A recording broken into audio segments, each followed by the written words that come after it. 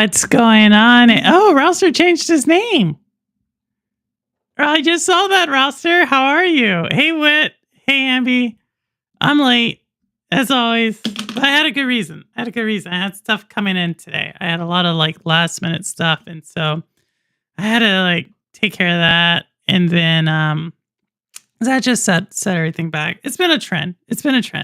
But like I said, I think about 3 more weeks of this. I think it's about 3 more weeks. And then I should be okay. So it's about 3 more weeks. I'm on the wrong account. I know. That's what I was like. You were on the right one. You're on the right one. How we are. But yeah, hopefully everyone's doing well. Today, I think if you can tell from, let's do this. I don't want to upset our sponsors there. Today, I'm going to talk about a few things. Open the lines up. Depending on how the show's going, we may do an after show thing. Maybe not. So we'll see how that one goes. But yeah, we have a couple of topics today. Nothing groundbreaking. There is some of the same old things. I don't want to, it's one of those again, I told you so moments, but I won't gloat in it too much. Cloudy Decky by Vet. What? Cloud Deck? Oh, Cloud Deck by Vet. Oh my goodness. I was like, Vet, what are you doing? The only reason I know it's Vet. It's like Dash Monster. I don't know if y'all remember Dash Monster. He comes by like once a quarter or something, once every few months. But I can tell it's Vet and Dash Monster just because he used same little things. How's it going, Vet? Glad you can make it. But yeah, so we're going to talk about a few things. Open the lines up. Then some trailers. Actually, there's a couple of good trailers that I want to showcase. There's a game show today. I don't know if anybody caught that. There was a game show today. It's called the Galaxy Game Show. A lot of indie titles. I don't even want to say a lot of indie titles. It's probably just a lot of titles you haven't seen. So we're going to talk about games too. I have a story that I do want to run by people. I wish Joe was here because I do want to. He had mentioned something like this, and so I do want to get his point of view as someone who's making a game, as someone like me making a game. I will give you all an update on that. Right? I think I told you all I was looking to acquire a game company at one time, and then we were just gonna go do it. But now my business partner and I have a different point of view. So I'll give you my logic on why we did what we did. So I'll talk a little bit about that. Opening the lines for Vet as a co-host about time. It's only lo-fi as a co-host. Only lo-fi. Or Zalik. Or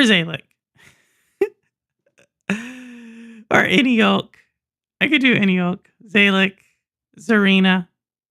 Any of those, maybe Rebolica, Cammy. Yeah. So there's that. Whit and I have a show. We have a movie review show. If you didn't know that, it just hasn't started yet. Whit's what are you talking about? So there's that. But yeah, so we have a couple of stories, and when I say a couple, we'll see how that one goes. Like I said, a couple of trailers. If there's anything y'all ever want to talk about, like I said, just drop it in the old Discord.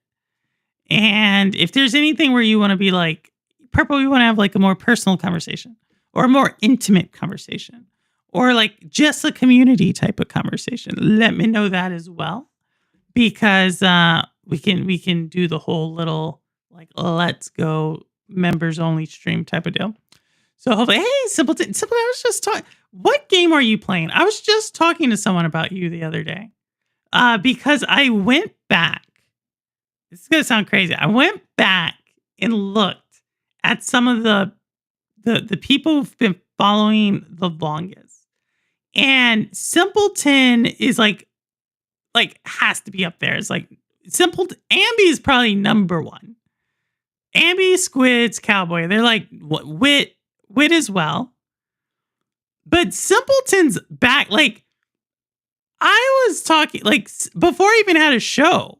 I didn't realize that. Like before I went back to like my very, very first streams, and it's Simpleton. So I just want to say thank you to all you all who've been around for almost like 3 years for Rouster. So I went back and saw Rousters where we were. I don't know why I was like looking at when first time I saw people in chat. It's kind of cool to see how much of the community is still around. I think that's what it was. Cowboy mentioned something about the community on Sunday, and it made me kind of think about like who was like pillars of the community.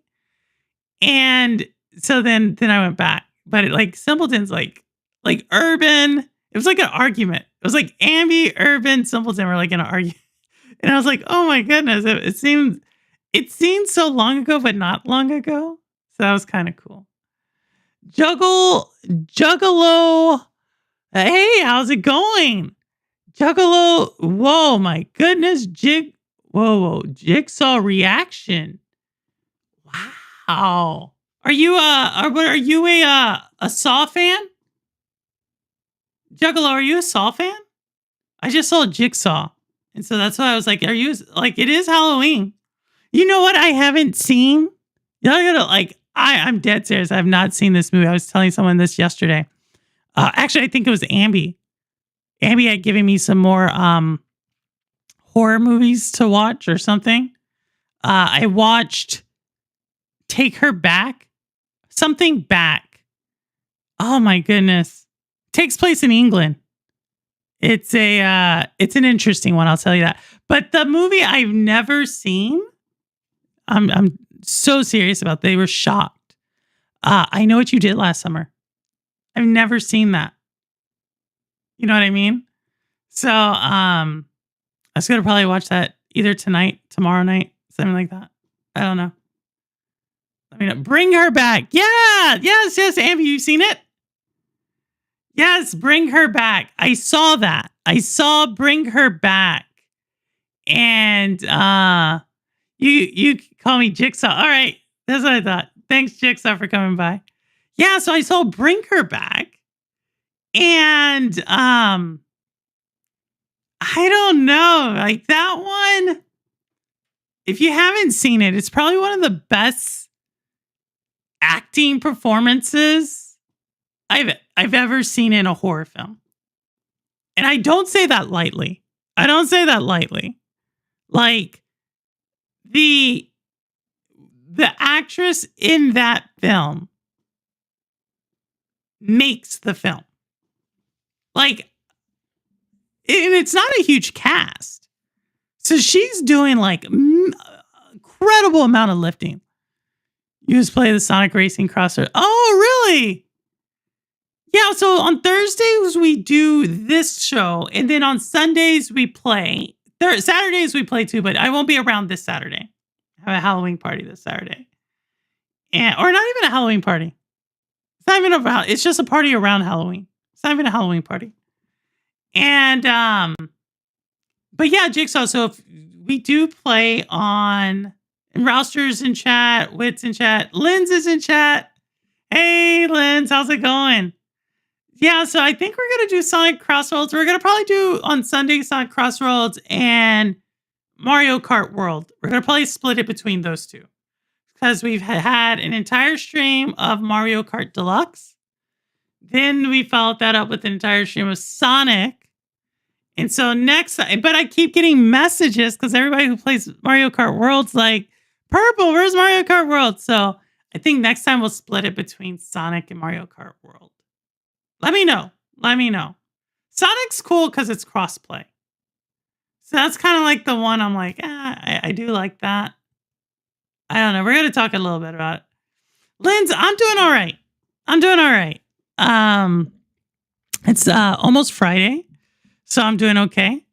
And I was just talking about a horror film I saw, and it's called Bring Her Back. Oh, that's why they call it that. I don't know why I couldn't figure out why they call it that. But it's called Bring Her Back. It's one of the best acting performances I've seen all year. That's not hyperbole. That's not hyperbole. Um. So yeah. So we saw that. What you did last summer was peak J Lo. Really? I've not seen it. I've not seen it. I want to see it. I think I read the book. I know that's strange. I feel like I know what's going to happen, right? Because it's like kind of a thrasher and, or a slasher. I said a thrasher. It's a slasher. I don't know. I just feel like there's like certain archetypes. And I feel like I know what you did last summer. I think I can guess the ending to that. That's all I'm saying. I think I can guess the ending to that. But heard it. Yeah, have you? Yeah, it was solid. It was Vet. Vet, why do you keep changing your name? Why does Vet keep changing his name? We're did you rate this past Sunday? What's the last ghost thing behind you? Subpart. Wait, what's that ghost thing behind you? What? That one? This is one of the greatest movies ever. But I do want to show you something else. Rouster, you're going to get a kick out of this one. You're going to get a kick out of that. You see that up there? That is an Orcs Must Die plushie. Look at that. Orcs Must Die plushie right there. I thought that was super cool. It actually was here, I think, on Sunday. I just didn't showcase it. I think it's in the stream on Sunday. But I thought I would showcase it. Little Orcs Must. Yeah, I thought it was cool. So it's up there with the little emotes. So I have that. And I didn't bring it down, but I do have the Little Nightmares Spiral Edition. So maybe next time I'll showcase that. Maybe. We'll see. I haven't, like, I've opened the box, but I haven't opened anything in the box. If that makes sense. Are they still for sale? I don't know. That little guy was a little journey. They shipped it to my old address, which was really interesting. But surprisingly, the doorman at the old address, he recognized my voice when I was like, "Hey, you're gonna get this," and he was like, "Oh, I remember you." Like I said, I don't have money to buy the Sonic Racing, but I will buy that game at coming soon. Oh, really? But Jigsaw, what platform do you have? What do you play on? Let me know what you play on. It sure ain't the greatest movie of all time. Back to the Future. Oh my goodness, stop it. I mean, I'm not gonna say Back to the Future is bad. Like, I'm not gonna do that. I'm not gonna say like, oh, I like this movie, so that one's bad. But I'm not gonna say Back to the Future is the greatest. I don't even know what, like, I don't know how you would make that. I mean, it's decent. I guess it depends on your comedy. No? Comedy, maybe? All right. Before we get stuff started, y'all know how we're going to start it off right here. We're going to start off with a trailer. So I thought this was a cute game. You know? I thought this was like a little entry-level action RPG type of deal. So for y'all who are into cute action RPGs, maybe this one floats your fancy. I don't know why that's a saying. I don't know why float your fancy is a saying. I only have a Switch one. I think Sonic Racing is on Switch one, no? Good to know. Do you have Mario Kart Deluxe? No worry, Jigsaw. We're gonna get you in. We're gonna get you in there. We'll get you in there. We don't like to exclude people. We don't like to do. Yes. Oh, you should play with us. You should play with us. Cowboy. Oh my goodness. Why is Neo so trash at racing? I'm asking for. We're gonna talk about Neos here. We're gonna talk about Neos a little bit. You know, I think he's streaming. We're gonna talk about him. Sonic might go on sale during the holidays. Yeah, I could see it doing that. And it's on Nintendo. It's on Switch One, right? It has to be because Scott played with us. So, yeah. But thank you for that. Thank you for that, Cowboy. Toddlerware PC? What are you talking about? So awesome sauce. Awesome sauce. It's 60 on Switch One. You streamed the beta. Nice. It's on Neo's stream right now. Oh, really? Okay, I won't. He'll be towards the end. It'll be a little joke. But I want to showcase this game. So let me know if y'all like it. And like I said, I already told you I kind of liked it. So here we are.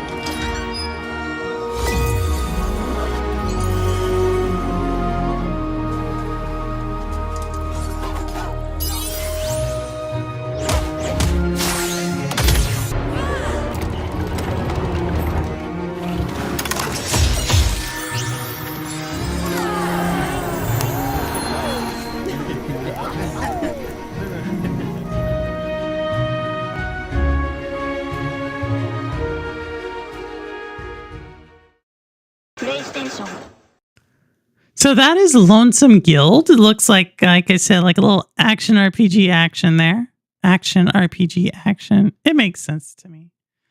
Like I said, cute, you know. I think I'll see how this one plays out. You know, it's available now. So I think I'll watch maybe some gameplay of it. I could see myself getting into it. If y'all don't know, I like Diablo a lot. I'm not really into all the seasons of Diablo. Like, I don't quite understand that. But I am into, like, the story of Diablo. So I could see myself, like, it seemed like this has a story. I don't know. It has, like, a rabbit, a ghost. It has a lot of... I don't know. It has, like, animals. I like animals. So, yeah, this stream is 3 out of 10. Hey, no, it's October 23rd, you know, so it's not March 10th. But I'm sure we'll have a stream on March 10th around that time. So, but thank you for showing up. Or if you were saying it's the 3rd of October, it's actually the 23rd of October. I know. Forgot the 2. I get you, Neos. But here we are. So that is that. So we have I got 4 more trailers. But I got a lot of news, but not anything big. Not anything big. I'm not gonna make a big deal about anything here. But I do want to talk about. So let me start off with one that Jack of all trades. You remember Jack of all trades, one of the for FPS veterans in the community, was on Shades of Purple. He kind of did a stream on this one. So we'll talk about this a little. Let me see if I could do it like this. Let's see if this is possible. There we go. Oh, look at that. I can do it like that. All right. So Warner Brothers Discovery officially puts itself on sale. So just so you know, this actually has been in the works for almost like a year. It's just now making its rounds. But the thing is, they do have a buyer. So the same people... we talked about this before. The ones who've bought, I believe, Paramount. It's Paramount. That same crew, led by one Larry Ellison's son, David Ellison. And if that name Ellison sounds familiar, the owner of Annapurna, so Annapurna Games and overall Annapurna Her name is Megan Ellison, and her brother is David Ellison. And so she owns Annapurna, and David owns this other whole media empire that includes Sky, all the Sky channels in the UK, the United States. It's Paramount. They're trying to go after this one, and then their father, David Ellison, or Larry Ellison, he's the one who there was a brief moment this year where Elon Musk was no longer the richest person in the world. Larry Ellison, that the Oracle, that's the company, Oracle, he owns Oracle. So just so you understand how the ultra wealthy nepotism works. But so they're trying to buy this. And what does this have to do with gaming? So there's a couple of big Warner Brothers properties out there. Probably the biggest and the one that Jack of all trades talked about was Mortal Kombat. So yeah, Mortal Kombat is actually owned by Warner Brothers. I actually don't know what's going to happen to the gaming stuff.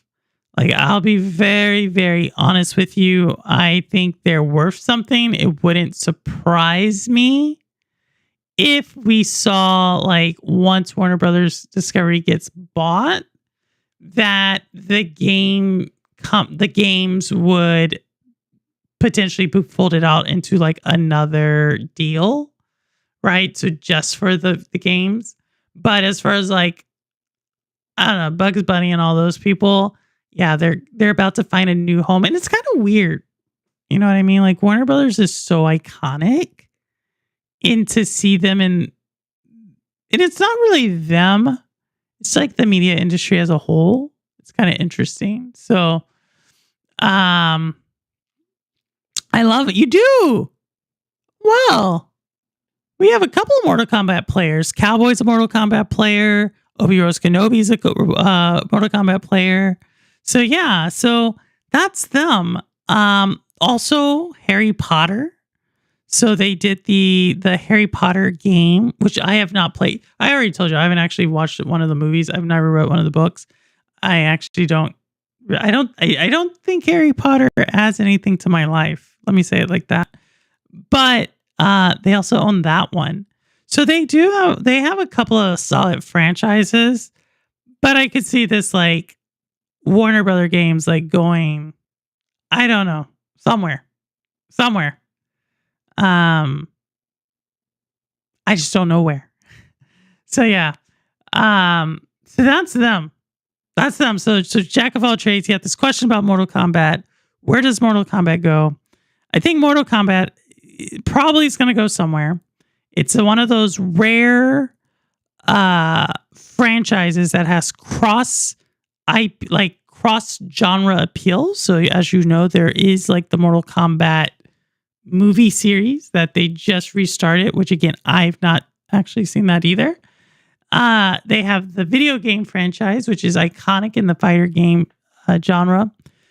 I actually could see them selling the rights to a graphic novel series. If they already have that out there, let me know. But I could see them making that leap into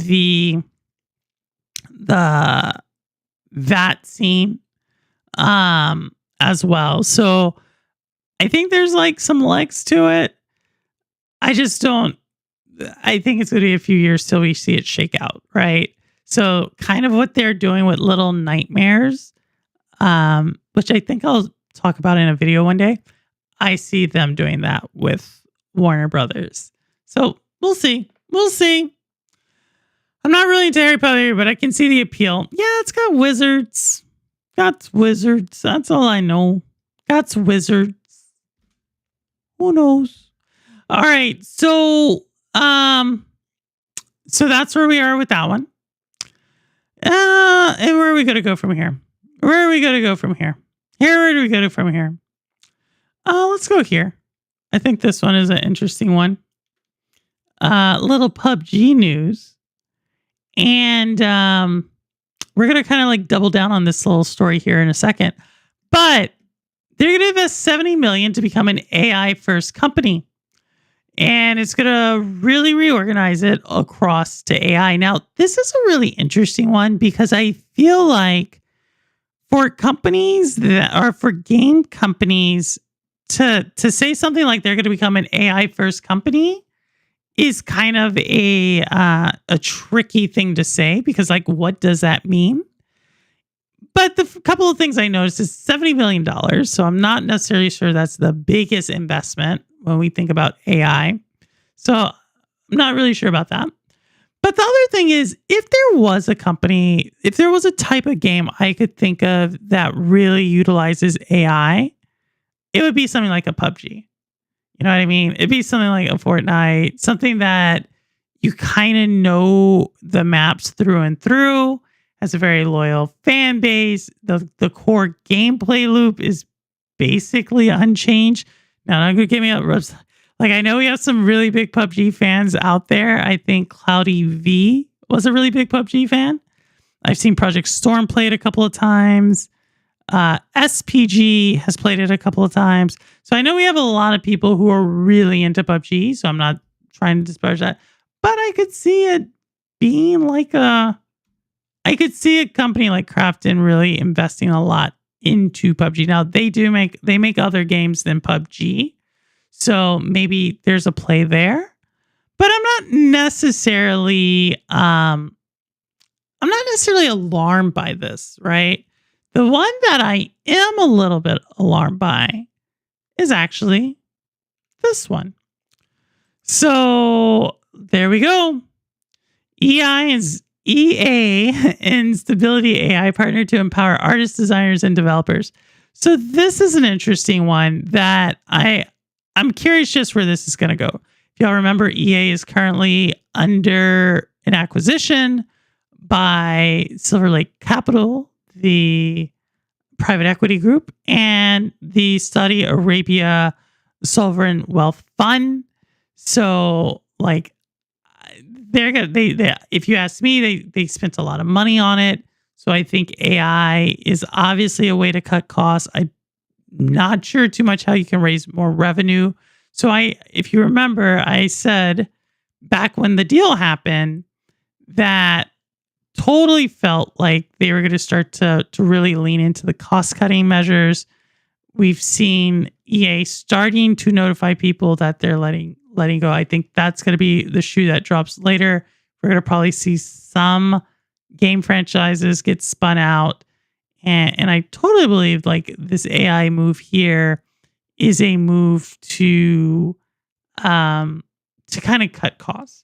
I think there is like and that doesn't necessarily mean firing people. That could also just mean like shorter development time. But regardless, EA is going to probably be like, I don't know, probably number one right there with Xbox as far as companies that are really driving AI in gaming. I'm curious if non-big tech companies, AI startups, have been seeing return on investment from AI tech. But I think that's a great question. I think the answer is no, right? In my opinion, 2026 is going to be full of what is the ROI on going big with AI? EI, did I say EI again? With AI? And yeah, I'm not sure if you're outside like NVIDIA, the cloud providers, a couple of these startup companies, looking at you, OpenAI or Anthropic or one of those type of companies. I think if you're one of them, your valuation has went up. But if you're just like your regular company that's like, oh, AI is the buzzword and we're going to use AI and we're going to invest in everything, I'm not sure. Like, right, I don't see the revenue gain as much as I see the cost reduction. And there's only so much cost you're going to get, right, if you spent so much money. So it's a really interesting one to me. But yeah, next year, I believe this is going to be a very, very large question because we would have been probably like 3 years into this AI journey across the economy. What do they have to show for it? What do they have to show for it? I'm not sure. Who's using the new AI browser? Comet, ChatGPT, Atlas, Edge, Google's. Who's using the new AI browsers? There's like I use Chrome and I use ChatGPT, but I use them for different things. I use ChatGPT and Gemini for different things, but they're both in Chrome. Like I actually like the Chrome browser. I like the fact that I can save files and I can go pick up those files anywhere else. Like I like that idea.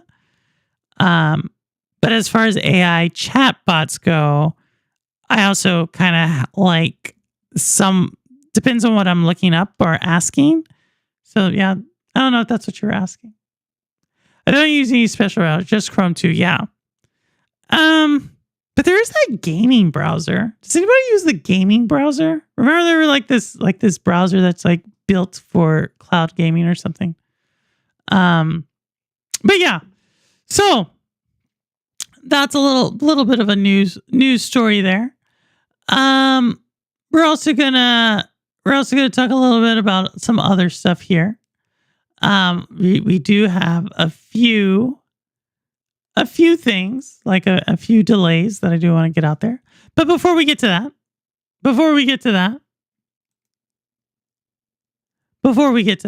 let's do another trailer. So here we go. The mysterious disappearance of dreamers en masse persists. Those who remain are increasingly alarmed and afraid. We are all vanishing in our sleep. People are disappearing. Residents of the Crush have reached a panicked crisis of reckless experiments in an effort to stay awake and stay alive. I am truly awake. A rogue cult faction has splintered from the Somnological Institute, led by a false prophet who believes that his sordid measure alone can achieve permanent wakefulness. Their strategies for recruitment are coercive and violent. They must be avoided, no matter the cost. At the time of this recording, there is still no safety from the hush. If these words reach you, if you remain awake, I beg you, do not sleep.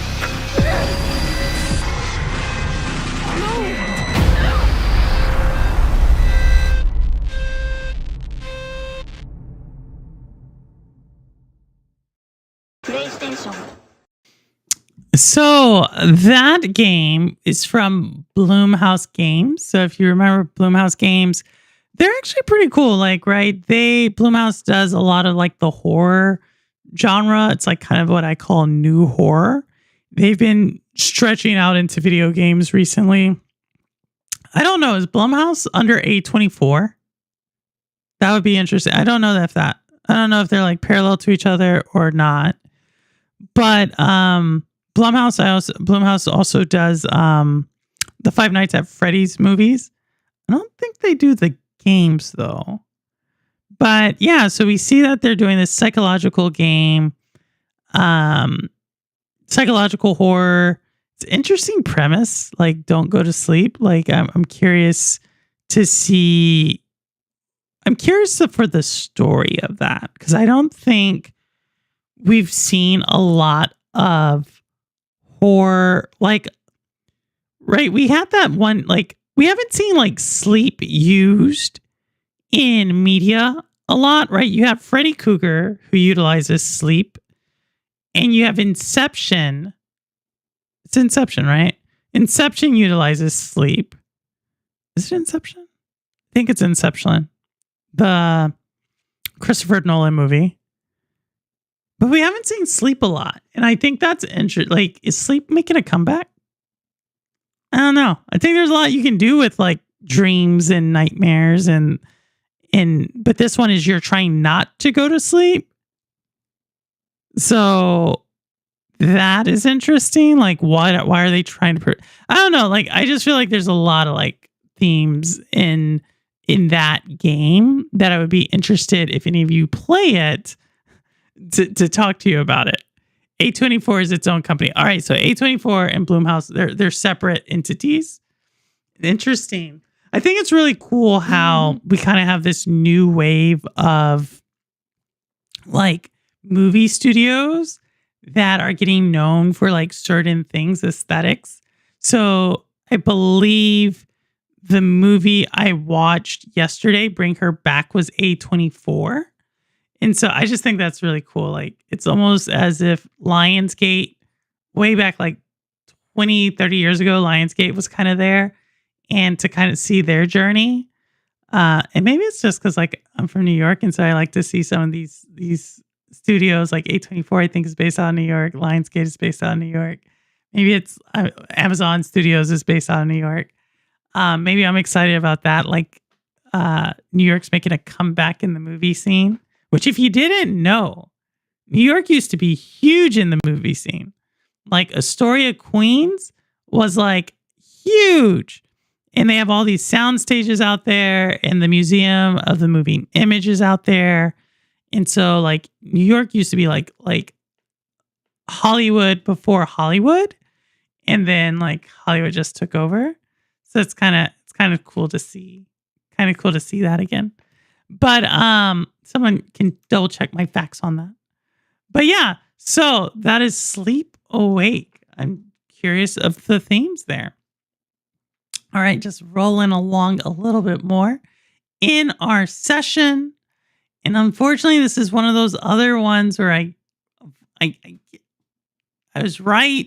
I told you I don't like to be right about things, but it's kind of easy to call on a lot of these things. But here we go.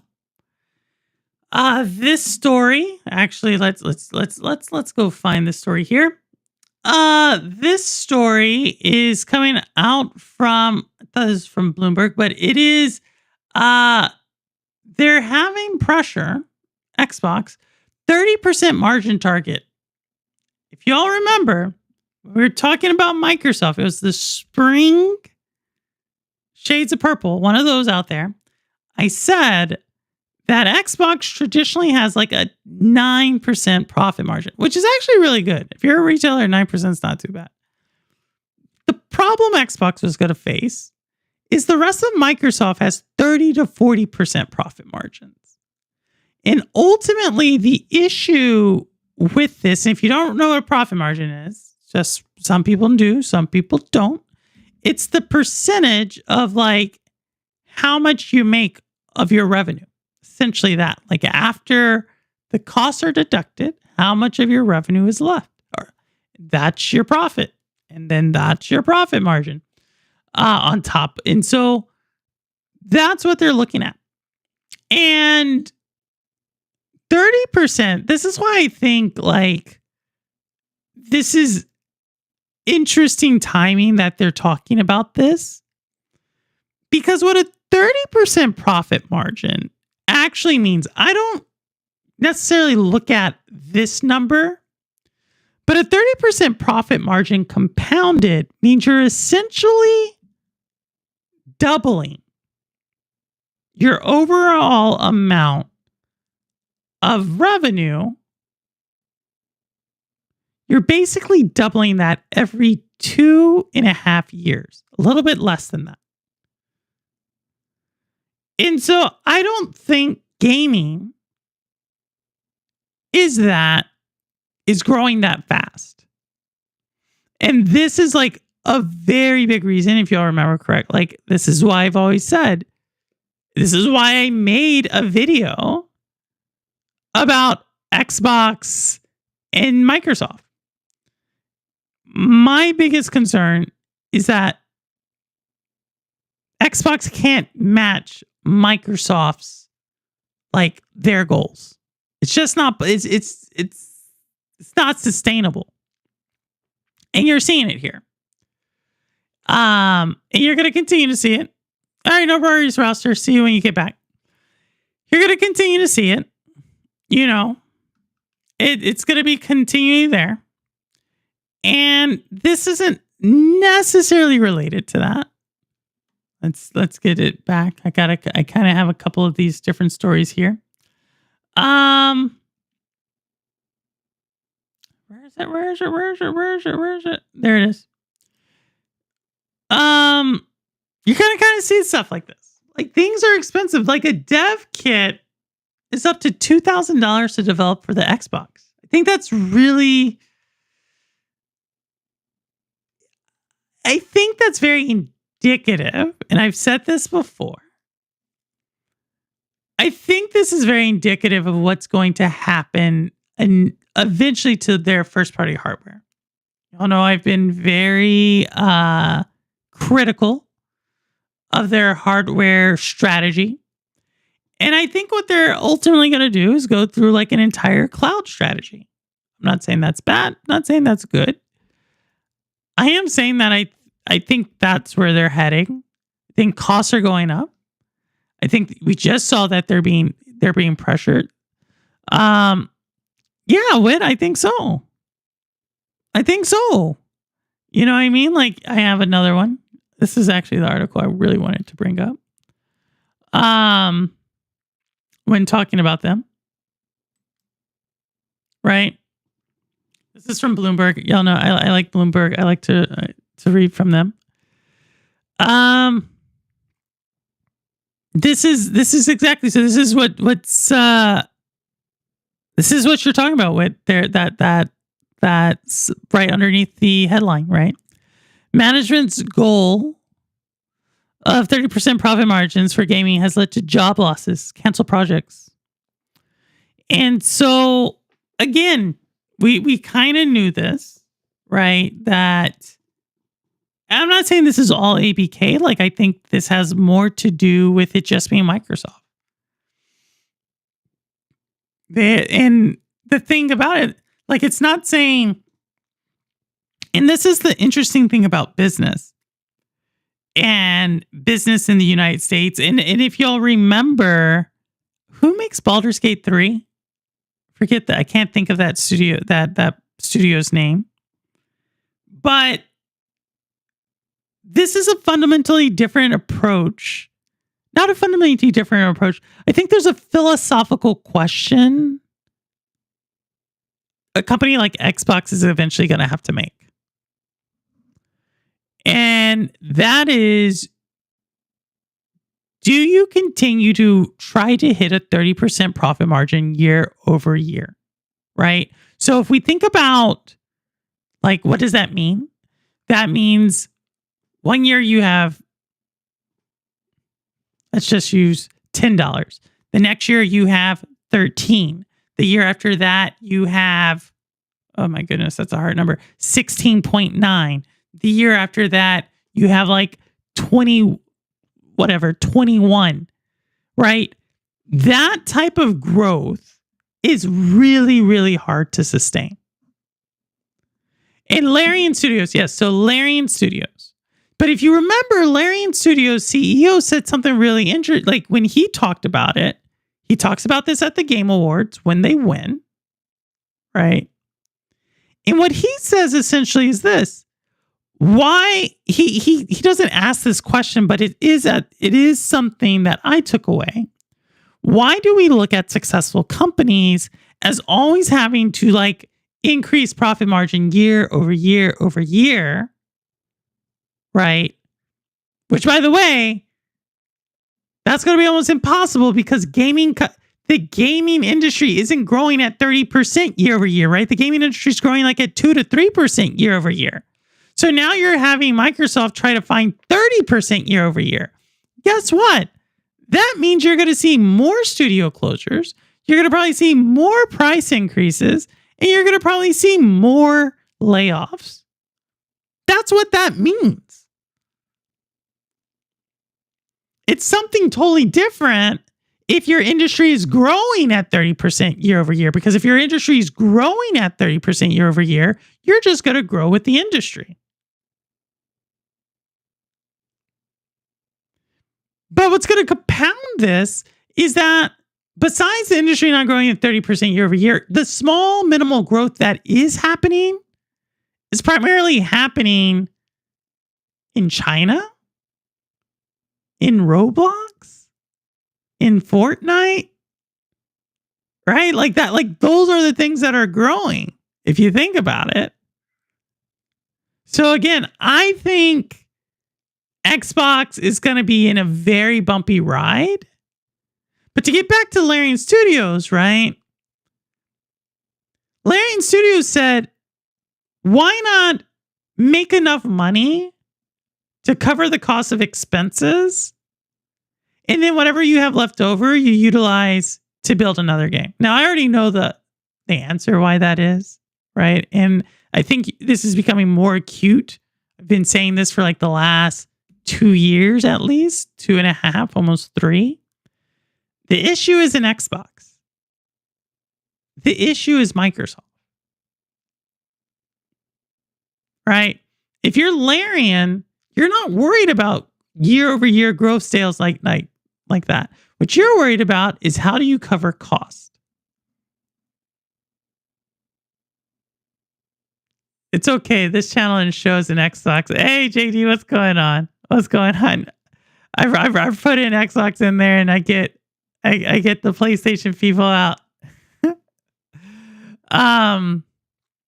Is now live. Team Luna. Do you like Luna? Do you like Luna, Ron? The Snoop game. Is that a good game? Where did I see Snoop Dogg? He was on a commercial. Oh, the Winter Olympics. Snoop Dogg was on the Winter Olympics. Like, how many like endorsements is that dude getting? Pony. I know. Galloping. JD's galloping. I think tech has a weird relationship with growth. It's growth at the rates sustainable and it's not. It's not. And so this is, shout out to Crazy Louie. Y'all know Louie from Xbox International. He was talking to me about a month ago. And what he said is Purple, if there's one thing I've learned this generation, it's that the only thing you can trust is a PC. That's what he said. He said the only thing you can trust is a PC. I actually have a different take on this generation. Starting from 2020 to today and over the next 2 to 3 years, my observation is be very wary. If there's anything I've learned this generation in gaming, it's to be very wary of when big tech comes into your industry. Right? Be very wary of that. Right? We see Microsoft, like investment there, wary. Google, we've already talked about it. Stadia, wary. Apple, we haven't really talked about it, but they do have antitrust cases all about their Play Store, wary. Amazon came in with these huge, big promises, bought game studios, did everything, haven't really been delivering, obviously Ron likes Luna 2.0, so I don't want to take that away from him, but I'm wary. To me, that is what I've learned this generation.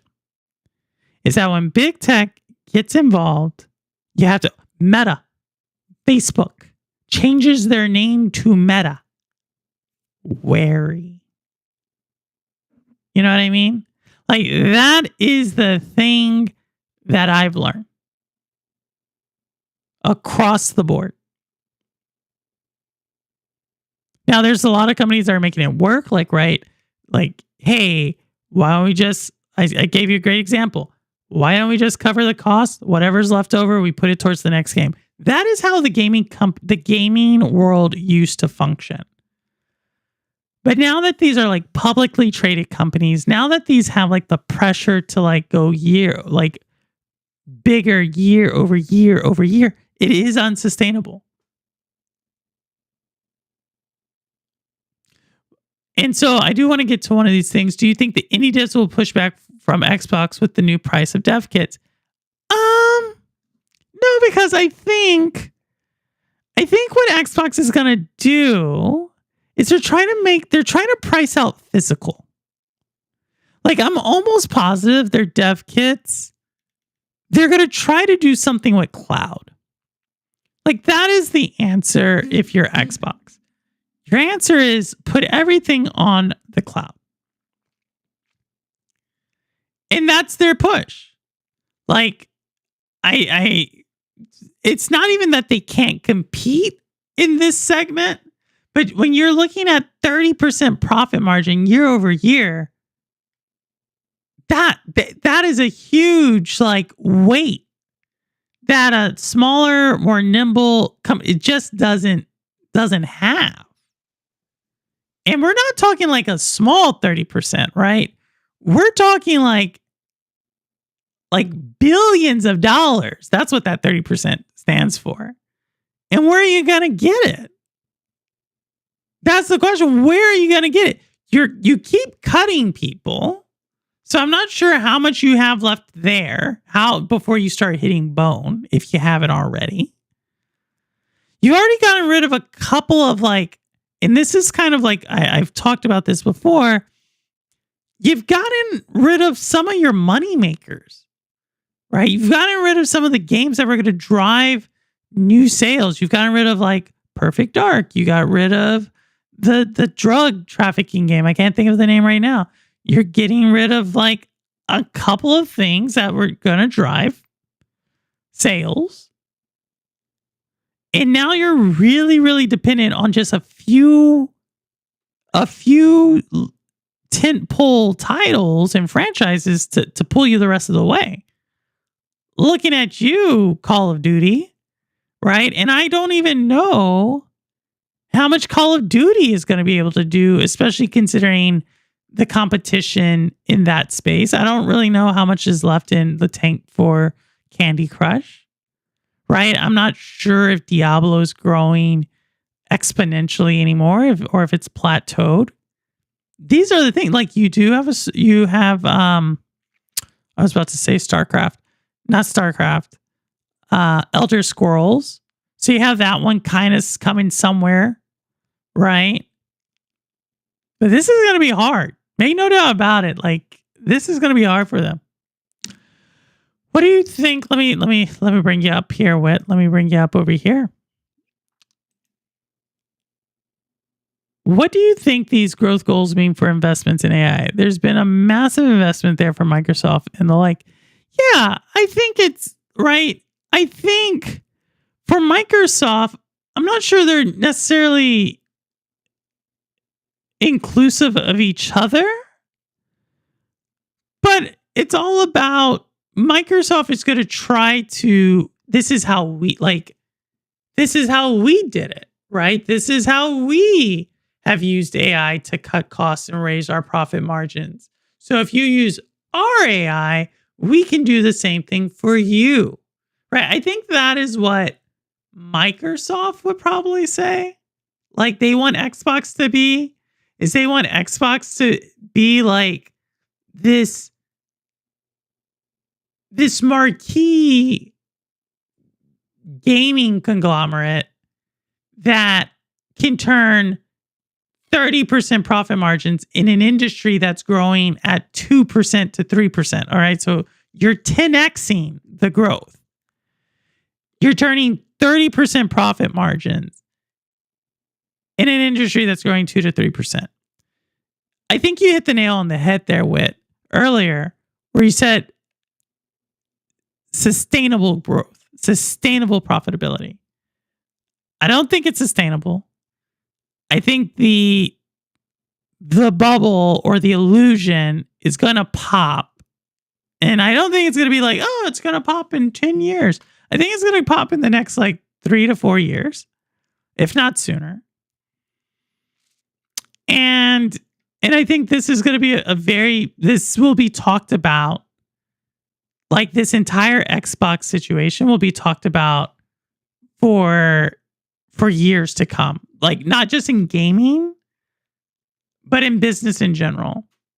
Because it's like seeing a slow like the Titanic hitting an iceberg, right? You see it. There's nothing that's going to change it. You know what I mean? Like there's not like what's going to magically happen? Like business is real simple. You either magically need people to all of a sudden start spending a ton of money on your games or on your platform. The two ways you make money that way, you either need to start selling a tremendous amount of cross assets, or you have to cut a tremendous amount of costs, or you have to sell or raise prices by a tremendous amount. Like, which one of those is going to occur? If you ask me, none. None of them. If anything, I think there's more risk to where you cannot maintain where you currently are. Once these companies broke the $1 trillion valuations, it's a whole new, more soulless ballgame. Simpleton, you're not wrong. Like that is, I mean, and we're not even at like, I think Microsoft's at 4 trillion. I think they're over 4 trillion. Like you're closing into $5 trillion. I remember a time when Apple was like, whoa, Apple broke $500 billion, right? $500 billion. Now it's like these companies can raise that in like 2 years. OpenAI is worth like $500 billion, and it really created all that growth in like the last 3 years. It's not sustainable. It's just not. And it's gonna have consequences. I think there's more than one bubble popping soon. Oh, there's a couple, but this one is definitely happening. This one's definitely happening. And I think it's going to be compounding. It's going to be compounded by some of the other bubbles that are popping, right? I think there's right now we are in a very precarious situation. And I don't mean that like, oh, doom and gloom. No, but I just mean like something's not right. Hey, no worries, Jigsaw. Something's just not right, in my opinion. There's something, you know what I mean? Like something's not moving. Let me do this like that. Something's not moving right. You know what I mean? Like, something not working. Things that should be working aren't working. You know what I mean? And I think that's for numerous reasons. Some of these things have been in motion for like decades. Some of these things have just been in motion for 10 months. You know, some of the things have been like in motion for 5 years. So, but I feel like they all are kind of linked to each other. The math is not mathin'. Xbox as a console is dead. When I read that, I thought of Dead by Daylight for some reason. Microsoft is pushing for Xbox as a service. Yep. Is this the brand new Xbox? No, Jigsaw. No, just critiquing. It's the news segment of the show. The news segment of the show. No brand new Xbox, unfortunately. Just talking about Xbox, the business side. So Jigsaw, I talk a lot about the business of gaming, like the actual, like what's going on behind the scenes. And I do that in a way to somewhat make predictions about what's going to happen. And for me, like Xbox and Microsoft, it's a very easy thing to call. This is. So yeah. So that's what they're doing. Is Microsoft Surface Pro? It could be. I'm not going to deny that. So we got that. Let's go do another. We're going to do another. Oh, this one's one of my favorite. This is actually, I saw this one today. We're going to do another trailer. So tell me what you think about this one.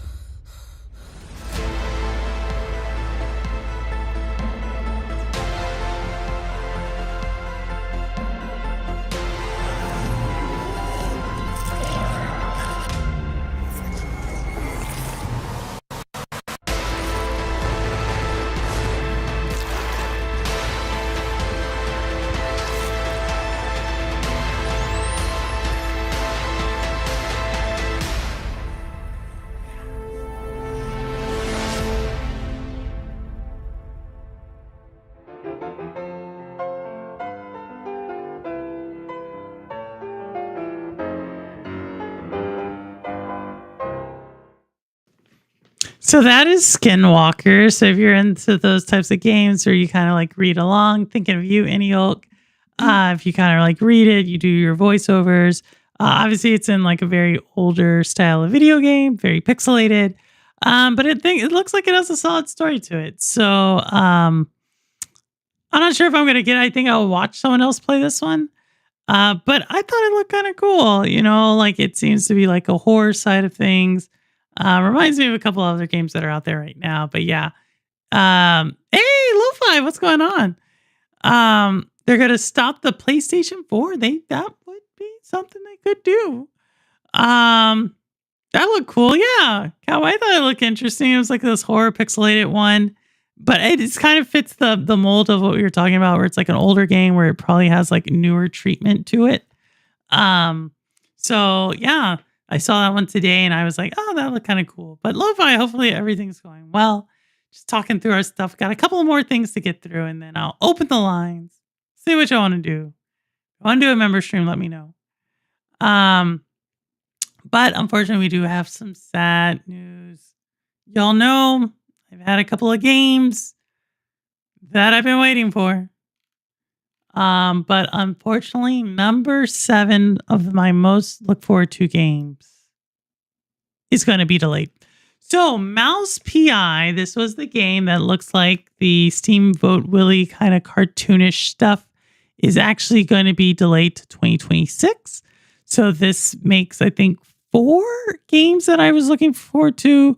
Probably the most notable of those games that are launching in 2026 is Reanimal, that I'm looking forward to. That was my number 1 most look forward to game in 2025.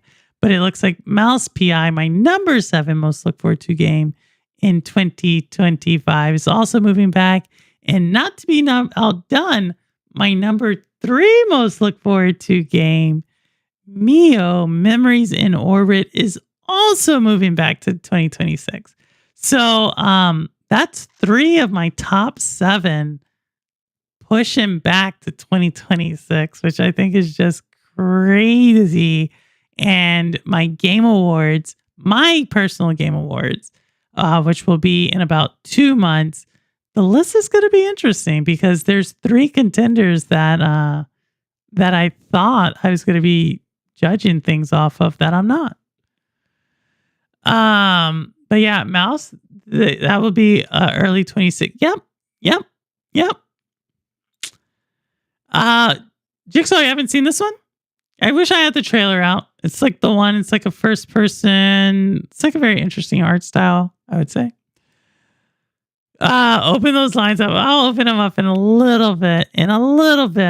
Got, I think, a couple more news stories and I think 2 more trailers. And so I'll try to get through these next 2 news stories as quick as I can.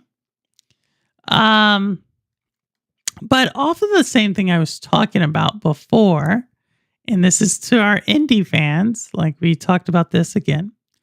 And there you are. So let me take one down. Let's do that. Oh no. I know what I want to do. I always like forget what to do, but I do know what I do. So there we go. Over 5,000 games were released on Steam this year that didn't make enough money to recover their $100 fee to put a game on Valve's storefront. This is something I think that will eventually come to a head as well, is that so many games are launching. And for what? Now, don't get me wrong, there's a lot of YouTube channels that don't make this type of like $100, so I totally hear it. But I think the ability to make a YouTube channel is a lot easier than to make a game. I'm not saying these 5,000 games are all necessarily AAA quality or anything like that. But if you can see down there, 8,000 of them earned over $1,000. But if you think about how much licensing has to go into it, how much time has to go into it, is it really worth it to continue to make a game? Especially when you start to see things like, where was that thing you were talking about? Stuff like that, right? $1,500 to $2,000 for a dev kit. So you're definitely, you're investing some money. And I was thinking, and I think it's a good time to give you all some updates on my own game purchasing journey. Like I was going to buy. Oh, thank you, Jigsaw. You're a cool person too. But so my journey, if y'all remember, back in April and May of this year, I was going to buy a gaming company.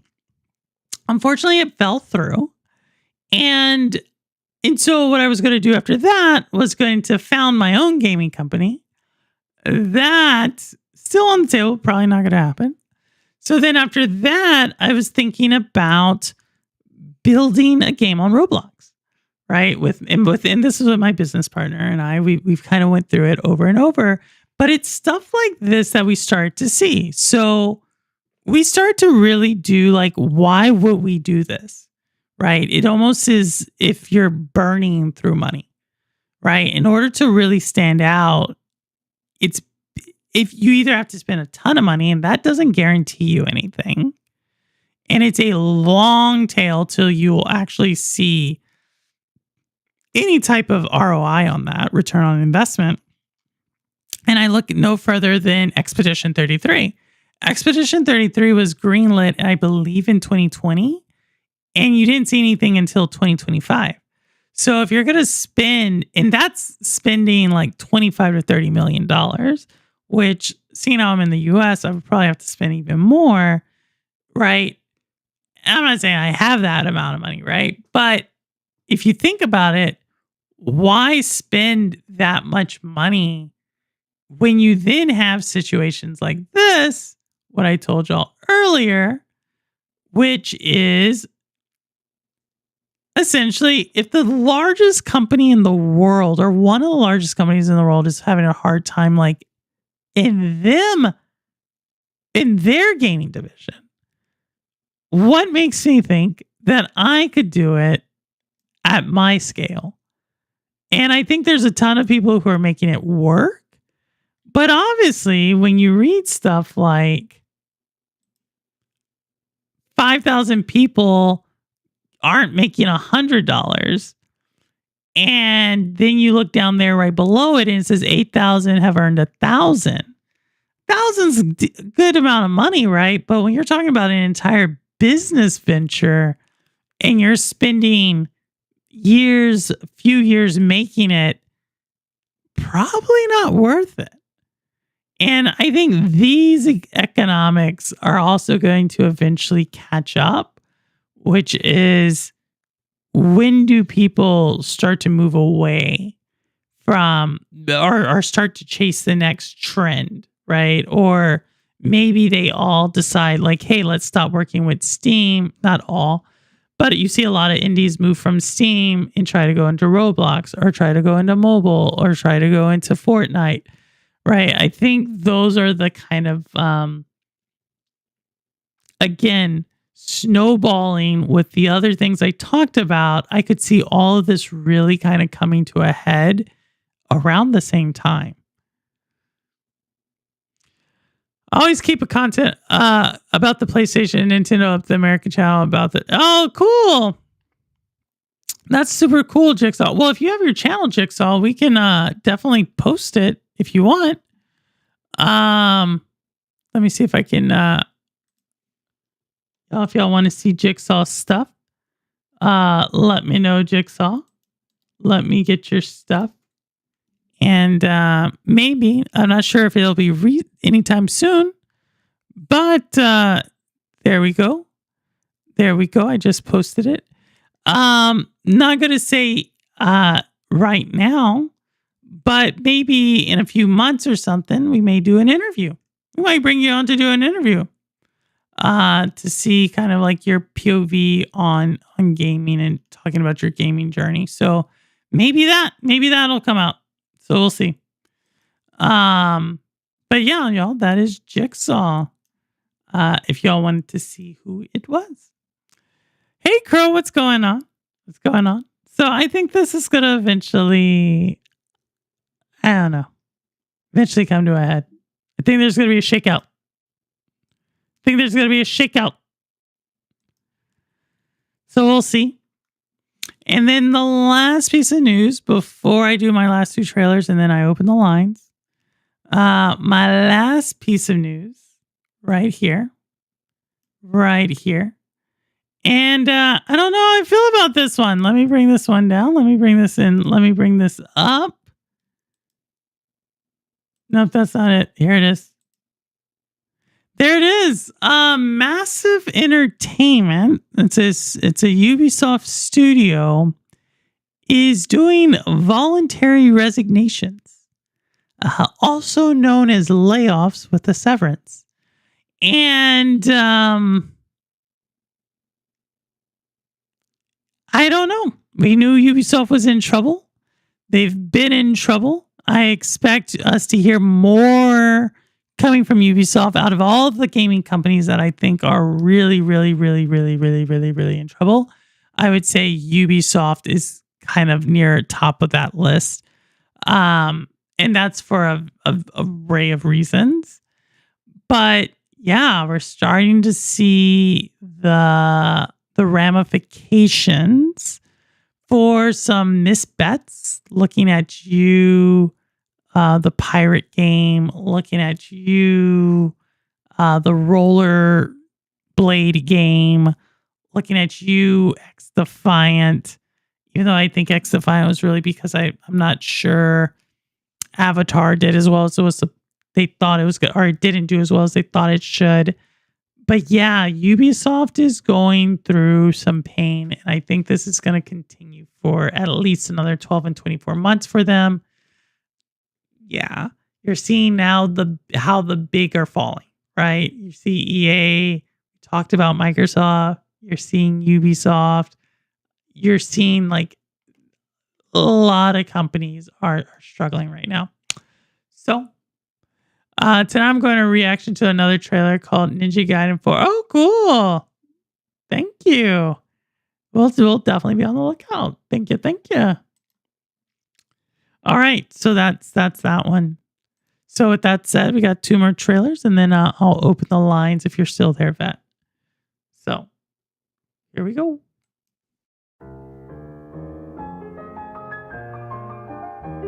We already saw that one. All right, I got two more. All right, here we go. Here's the first, and I'll show you the second one right afterwards. Here we go.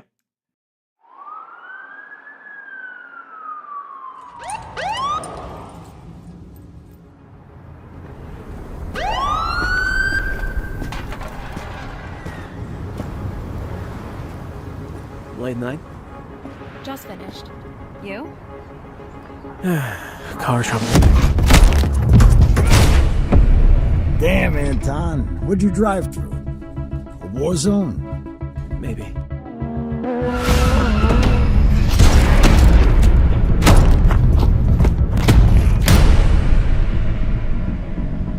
You're always showing up when I'm closing. Oh my god. What happened to your face?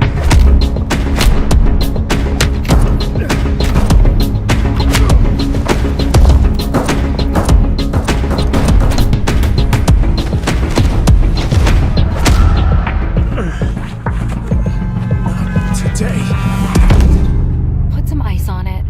Good night, Anton. The gap in left center. That's rolling all the way to the wall. He's around first. Digging.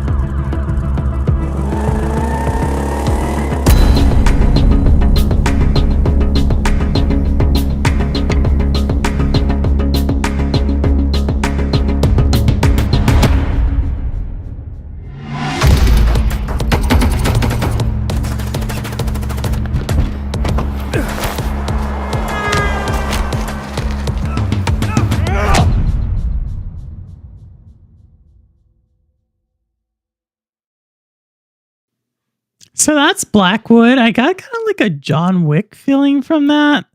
I'm not too sure if we've seen a game like that. That's really, maybe we have. It seemed like the gameplay mechanic is somewhat of this like John Wick aspect, but maybe there's a little bit more animation with the kind of the fatalities as we just saw there. I'm not too sure. He was created dead or alive in Ninja. Really? Oh, sad to hear that. I like it. Do you like that one? You like that one? I think there's a couple. I think Ambi likes that one too. If you're into what's Grand Theft Auto, maybe. It seems like I don't know. Looks like it'll be interesting. It's in New York. Blackwood comes out summer 2026. Just saw a trailer for it today. And here is the last one. The very last one. So here we are. Here we go.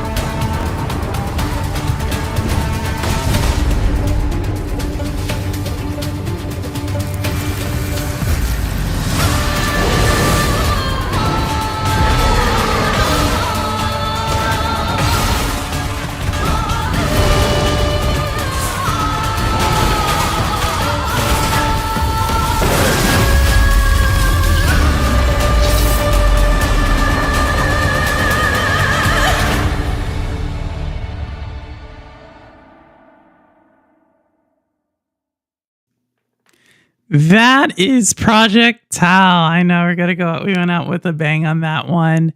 Someone told me like, "Hey, it reminds me of Black Myth Wukong." And as someone who played Black Myth Wukong twice, 2.5 times actually, to just try to get all the different characters unlocked and everything, I don't think so.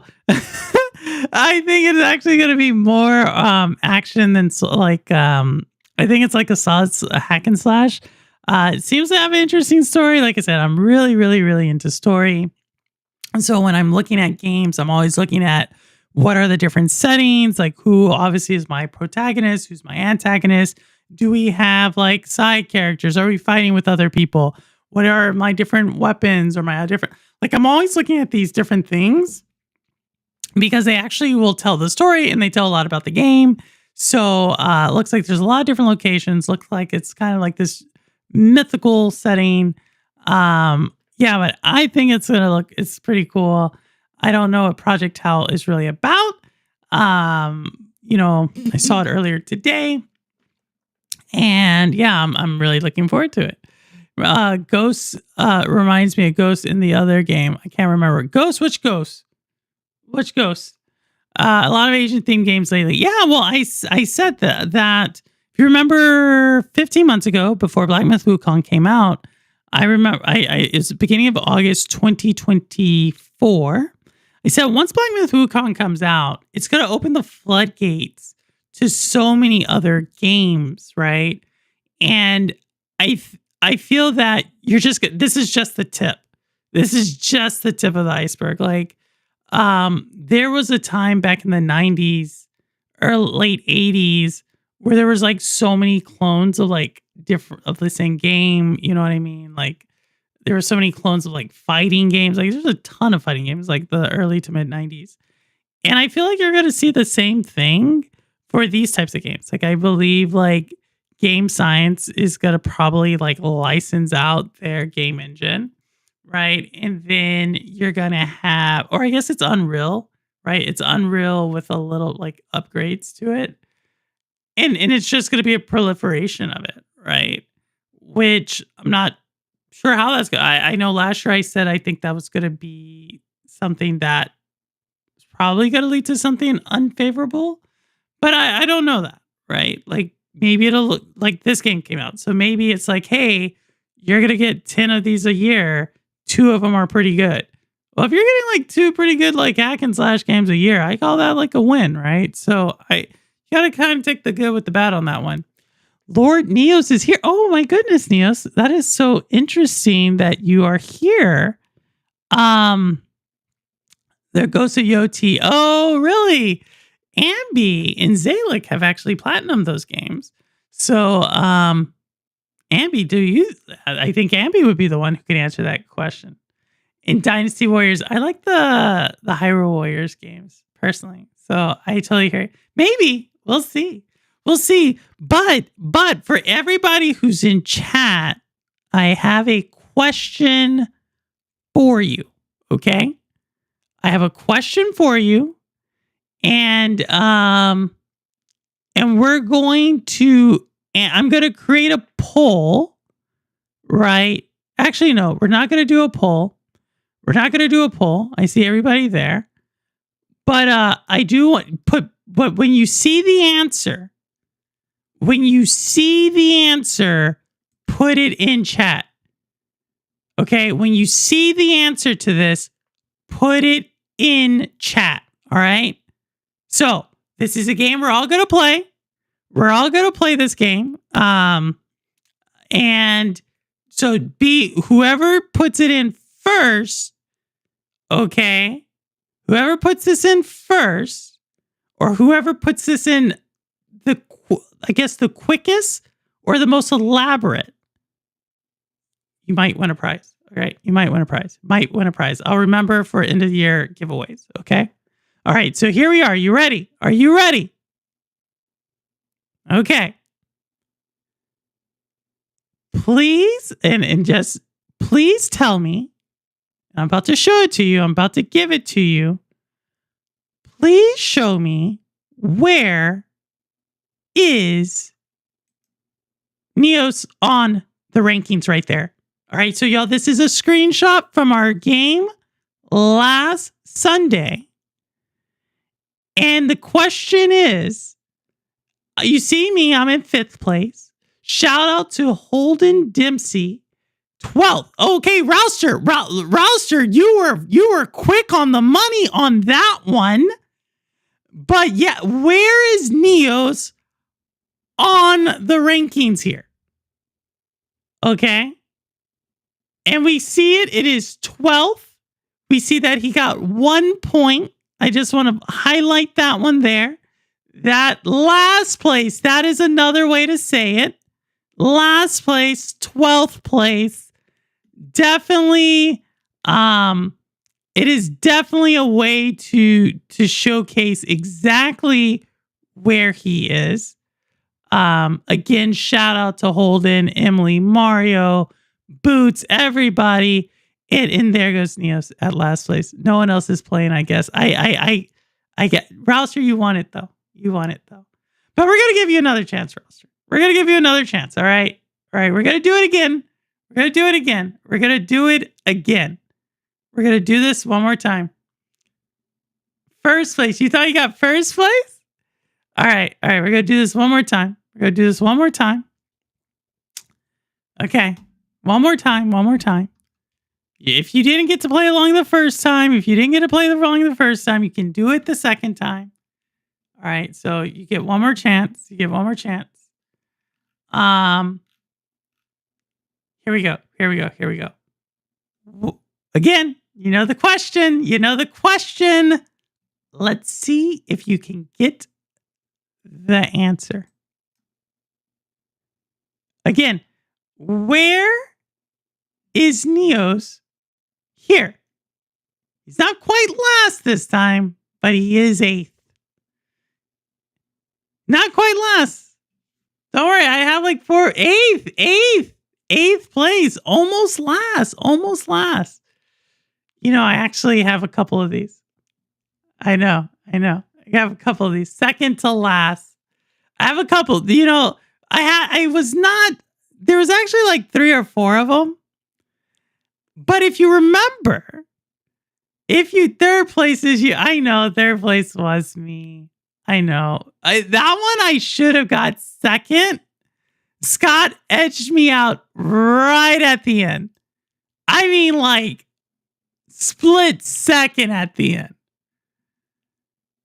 He's so good. This is my kind of trivia. Third place. I am. Yeah, Neos. What place are you on this one, Neos? Can you tell us where you are on that one? Neos, do you realize which one you're on that one? Is that...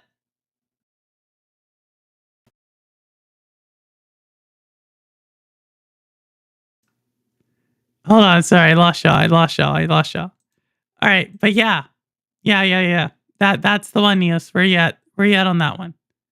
That's me. I'm 5th place. All right, I hold my own. I 3rd and 5th. You know, I was always over there. I was in that 5th, 3rd. You know, but if I recall, there was someone who told us that they were going to wreck us. If you all remember, chat, someone said they were going to wreck us. And I don't know, the lie detector test said that was a lie. You know, I can't make it up. Like, other than to say it's a skill issue. You know what I mean? I was trying, roster, and that was without the power-ups too. I was trying. What happened 2 days ago? What happened? I don't know. All I know is what I saw. I was working on Tuesday. I was going to come to the channel. Cowboy stream, but I couldn't make it. And all I know is what I know. You know, that's all I know. I'm just, you know, a 50-something-year-old woman who plays games with kids, and I don't know, when the kids get out of line, you gotta, like, what do you gotta do? You gotta put them back in line. And so you can maybe take this the wrong way, or you can take this the right way, Neos. But stay in your lane. Little man.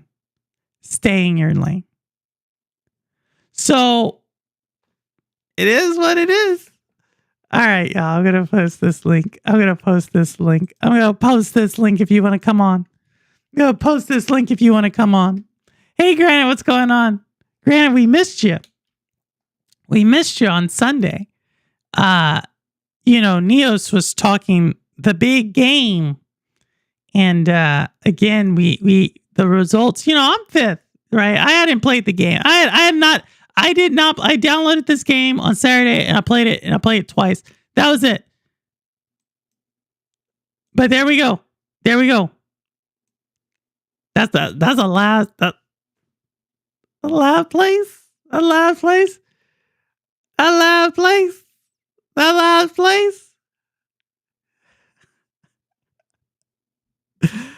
Oh my goodness. I was trying, roster.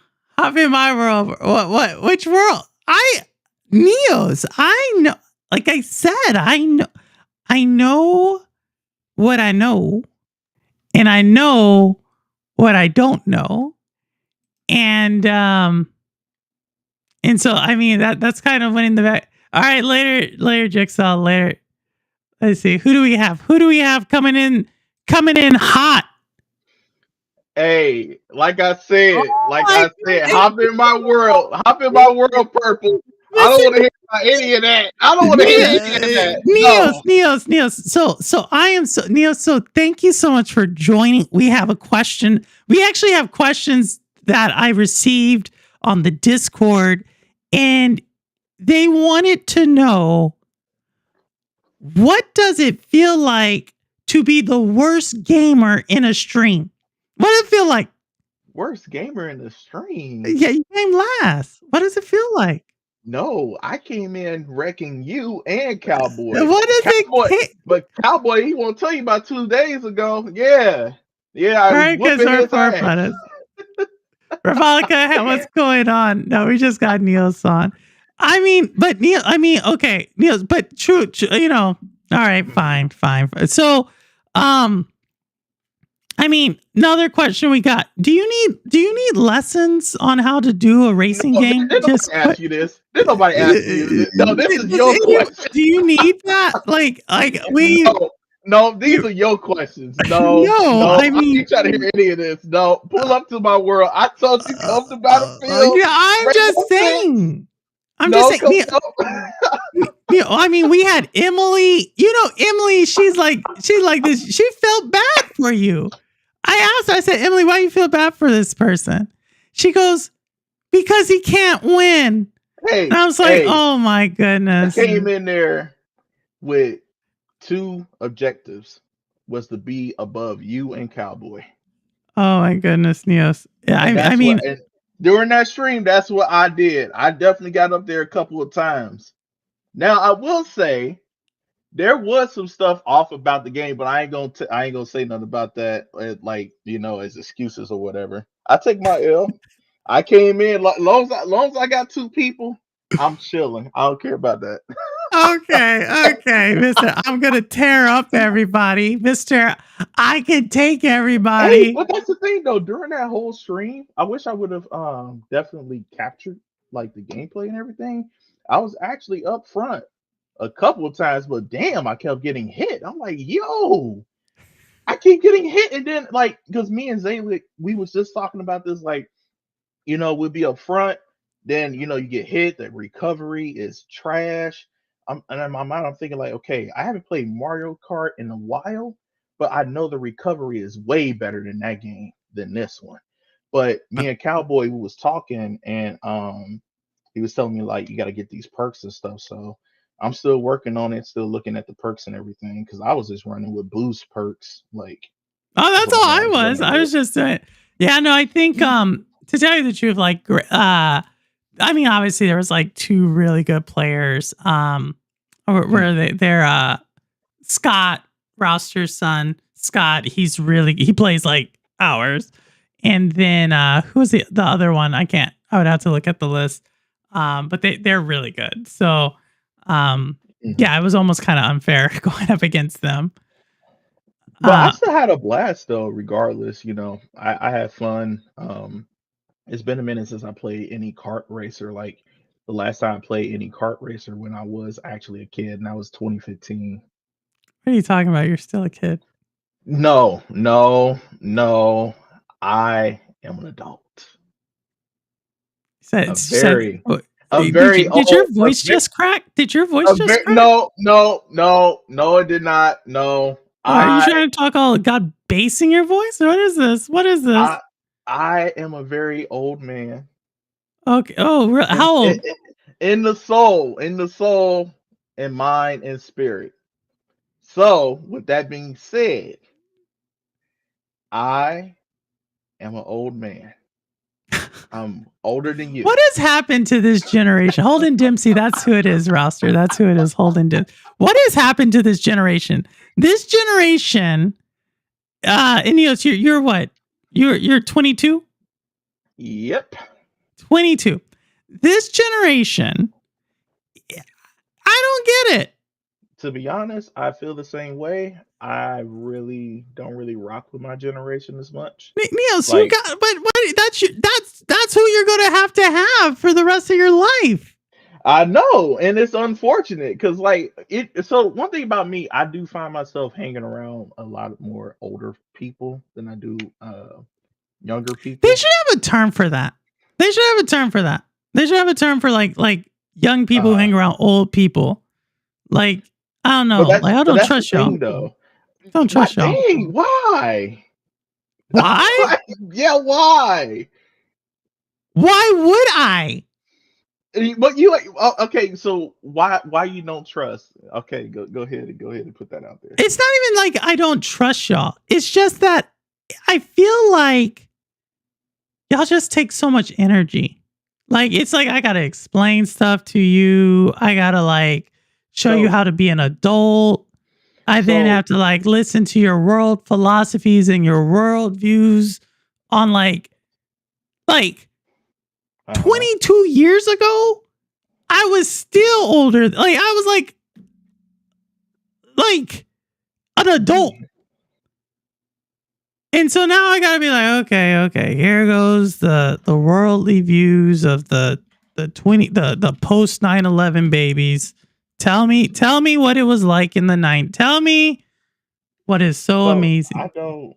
So the thing is about that with a lot of these younger folks that's around my age, I actually do feel I actually do feel that way. Like, I think there is a lot of problems with this generation, and I don't know why we all have these problems and stuff. I mean, like, on the cool, I handle my problems by myself or whatever, but like all these other young folks, like, I don't know, I just sit back and think it's sad for real. Like, it is what it is, though. I don't know. You know, I'm just messing with you, Neos. It's not that bad. To tell you the truth, here, I'm going to tell you something. I'll tell you something to bring your spirits up. I'm just messing with you. No, I'm being like honest. Like, this is just me keeping it real. Like, I do have a lot of opinions and stuff. And I mean, like I said, I don't hang around a lot of younger folks because I find myself getting irritated when I talk to someone my age sometimes. Like, sometimes it could be okay, and sometimes it'd be like, bro, why is we here right now? Like, this shouldn't even be a conversation. I do be feeling like this. I really do. Like, I can't with people around my age. I really can't. Oh my goodness. You just gotta find your crew, man. That's all. But I'll tell you this. I think, honestly, in chat, y'all can oh my goodness, don't mess with them. Can't wait too much. But y'all in chat, because we got a lot of people who are like 40s, early 50s in chat. Hold on, Purple. Hold on. First off, my mic is way more premium than yours.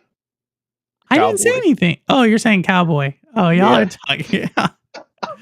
I'm like, yeah. But I would say like 22, especially like 22 as a guy. I would imagine like I think every generation 22 as a guy is gonna suck, and it's gonna suck for a couple of reasons. Because you're still young. Like, so like older people are going to pick on you. So you're still like young, but you're not like a kid. And we give the expectations of you to be like figuring things out. And it's like, but you're not going to really hit like your stride, like where you're like actually like confident and you kind of like understand things for like another like 4 or 5, 6 years. And so, and I think that's the thing right now where I see on social media, there's a lot of these, like, I would say it's probably like 25 on down that are just really upset, really bitter, saying like really wild things. Yeah. But it's almost like, it's kind of like the part of life. It's like a 13-year-old all of a sudden saying, like, why aren't they like class president in high school? It's like, because so I think the biggest problem with it is that I think this is like my generation. We are like really growing up with the internet. Like, well, not really growing up. I mean, I still got the chance of going outside and stuff. I was a kid. What are you talking like we got hit by some like I remembered when we could go outside and we could see the sun. But the grass was green. No, but Purple, and you had squirrels. You got squirrels. No, that's what you sound like. Like, oh, Neos. Oh, no, Elder Neos. Tell But us we more really- about this time but we it's- could go outside. But no, as kids, we really did have it good. I mean, like we had the best of both worlds of being able to go outside and still having access to like DSs and early PSPs and stuff. And shout out to ever the kids who ever had like Game Boys and whatever the hell. But What do You you? know. Whoa. Put some respect on Game Boy. Like, don't just say Game Boys and what the hell. Put some respect on that. You said you went through this whole thing about PS. I don't even know what a PSP is. PlayStation Portable, Where is it now? it's discontinued. Personally, Okay. it's Okay. old. Well, how long was it? How long was it in production? I think all the way until 2010. I think So how long was Game Boys in production? Game Boy ended around like I want to say 2011 or 2012. So Game Boys was a production for like 4 or 5 times longer than PSPs were in production. I'm looking into this now because, like, wait a minute. Tell me if they made a movie about PSP. I know they made a movie about Game Boy.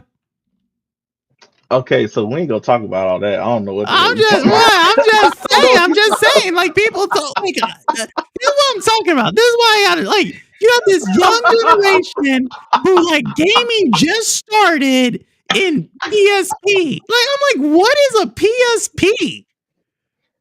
Like what is this? Well, what about is this? Well, what about the PS Vita? Look, PSP, Wow! PS Vita. Come on, I don't know what you're talking about. Purple. Like, So what are you don't- talking about? So you don't remember the PS Vita? Come on, everybody remembers that. What? When are we talking about? What year are we talking about?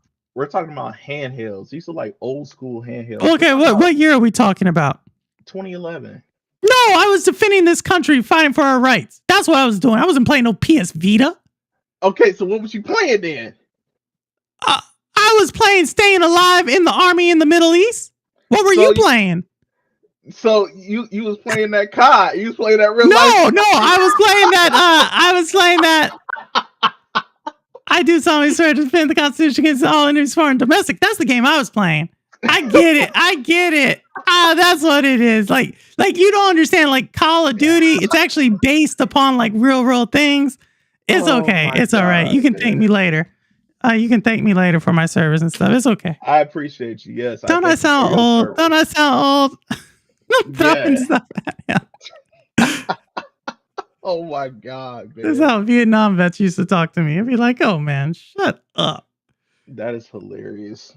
All I actually right. spoke to some veterans and stuff, like when I was looking into going into the Air Force and stuff, and I had a lot of military people tell me like don't even do it. I was like, I don't know, that's kind of conflicting to hear that from some old veterans though. But Why like, did they what- tell you not to do it? They were just telling me like it's just not worth it.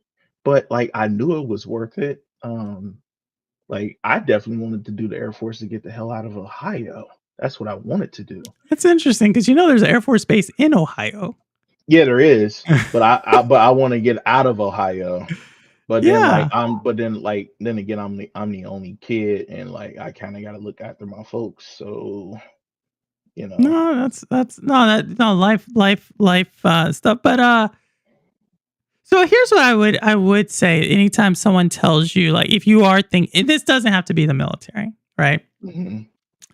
One thing that, and I learned this early, is that like if you're trying to do something, I don't care if it's going to the military, I don't care if it's going to trade school, if it's going to just do anything that you want to do, Mhm. and someone tells you not to do it, Mhm. ask them what are they telling you to do, right? Because you're trying to get out of Ohio, right? You're trying to get into a better situation. Yeah. And the world has this weird ability to, when you're doing that, Mhm.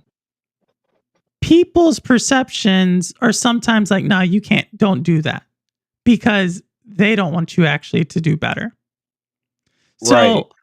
So I would always say like that's I'm not saying they weren't right or they were wrong or what I am saying is that if I would challenge just going forward anytime someone tells you don't do something, ask them, okay, then what should I do? I mean, like that's understandable, but then again, I could do that, and they still may not have the answers. Because sometimes people just like the yap, and Yes, exactly. That's exactly right. That's so it's exactly like right. at the end of the day, even though people told me that, I still like was looking into it. I still think about it. I mean, like I'm still young enough to where I can go and everything, but I don't know though. Like I don't know. Like there's also a part of me that's afraid to.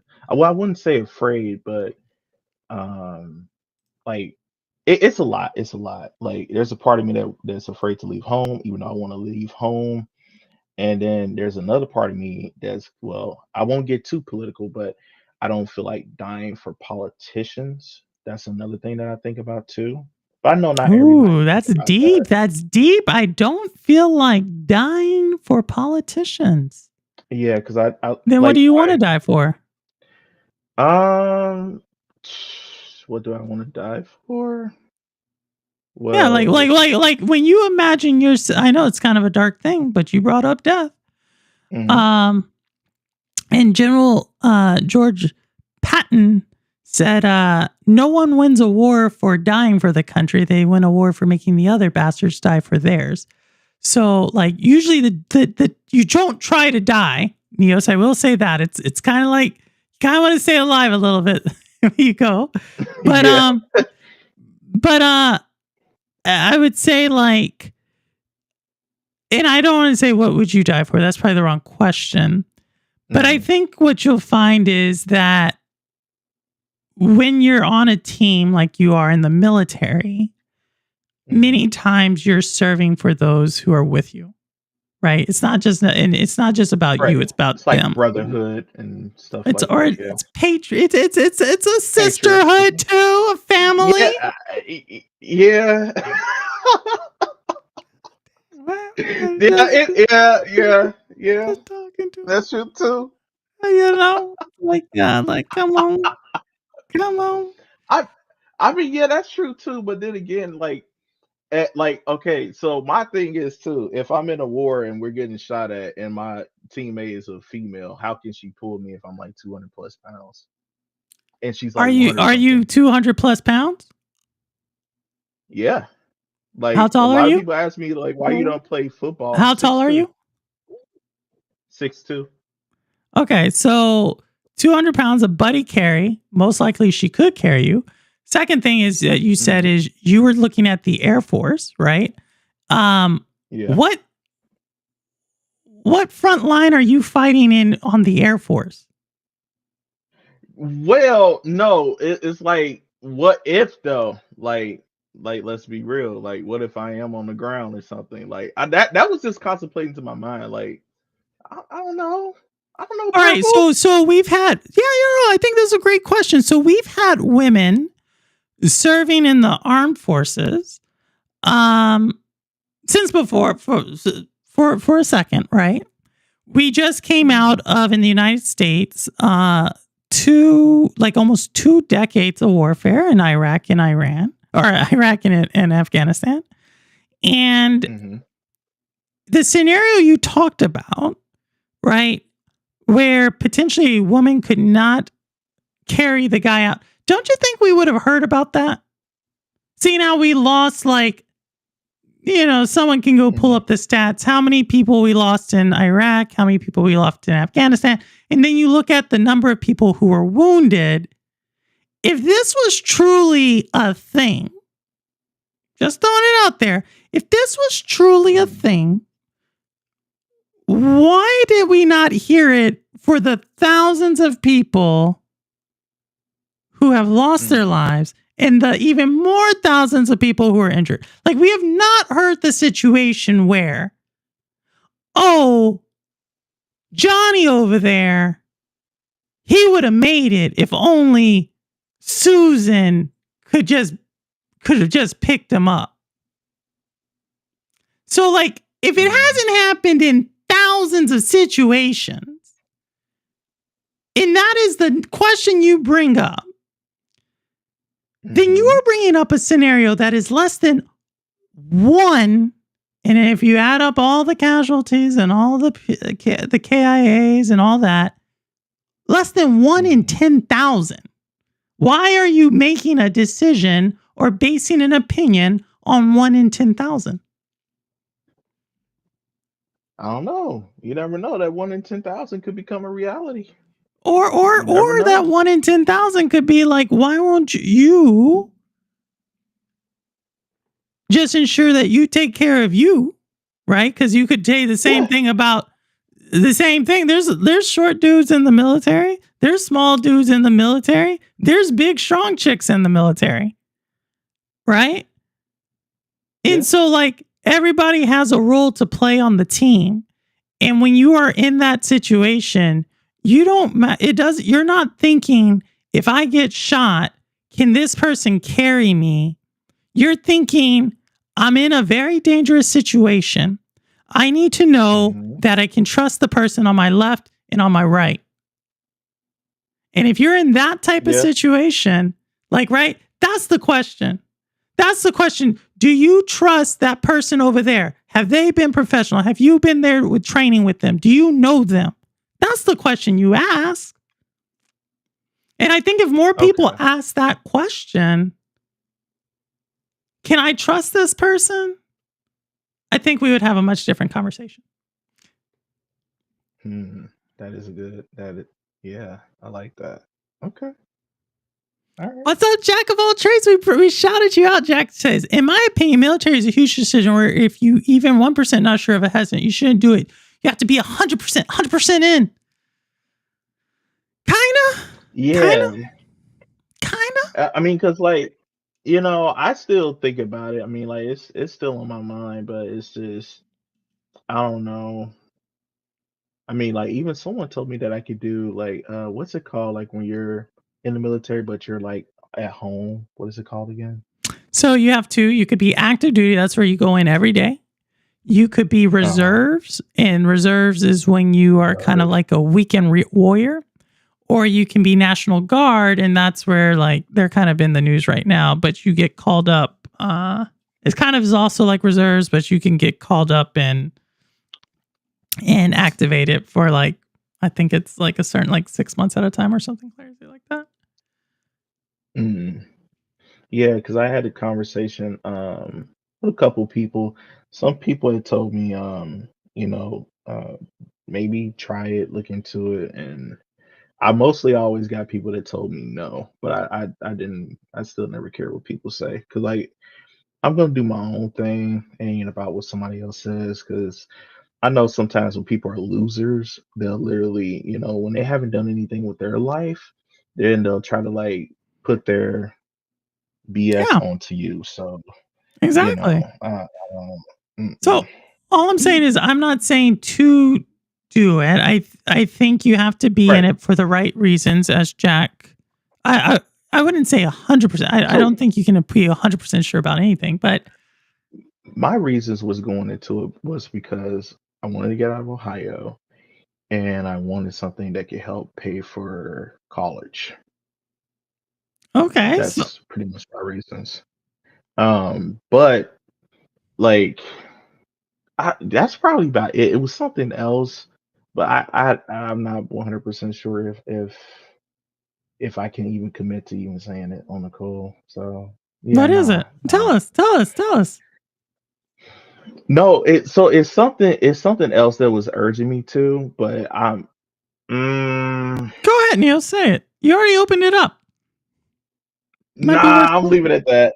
It might be worth. It No, might be worth mentioning. It might be worth addressing. so I do care about this country and its constitution and stuff, and I do think our rights is worth fighting for. But as I said before, is I don't feel like dying for politicians. I can't do that. Because I already know, like, in my mind, because when I think about it, I'm like, man, these politicians ain't gonna pick up no gun to fight. Like, they're putting us all on the front lines and stuff, What and about the they're ones who like have bloody served? as hell. So I can't speak on them, but like the ones that haven't, no, mm-mm, I can't. I don't. Nah, it's kind of deep for me. Purple. That's fair. Like, That's fair. yeah, like, because I love America a lot. Like, I often think about how would life be if I was born like somewhere else, because other places have it way more worse than we do. And, I'm thankful for it every single day. But then I also see this is like my other reason for not going. It's like a lot of young people around my age are not really are really appreciative of what we have. I'm like, do you know that other people out here or don't have the rights that we have? Like, especially like out there, what's that? North Korea? Like they like some of the stuff that I heard out there, I would not want to experience any of that. And I remember I was watching this what's it? I think Jordan Peterson was interviewing this girl that was from North Korea, and she was talking about her whole background story. And I'm just like, this is really messed up. This is really messed up. I'm just like, I don't feel like dying for people that don't really care about America. So interesting. So you brought up North Korea, right? Mm-hmm. Do you know about South Korea? A little bit, not too much.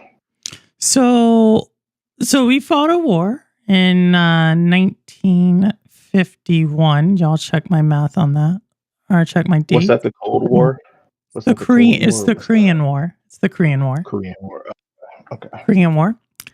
And so when you talk about if you feel that way about North Korea, I've never been. I have been to the DMZ, which is the demilitarized zone at the 38th parallel that separates North and South Korea.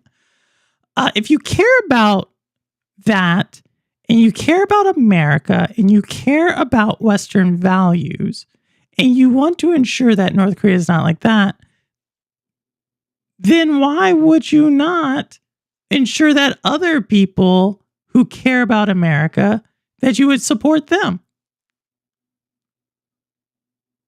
I mean, yeah, that's true, Purple, but that's like, I don't know. I don't know. Like, I get where you coming from, but still, it's like, I don't know. I feel like that's a double-edged sword.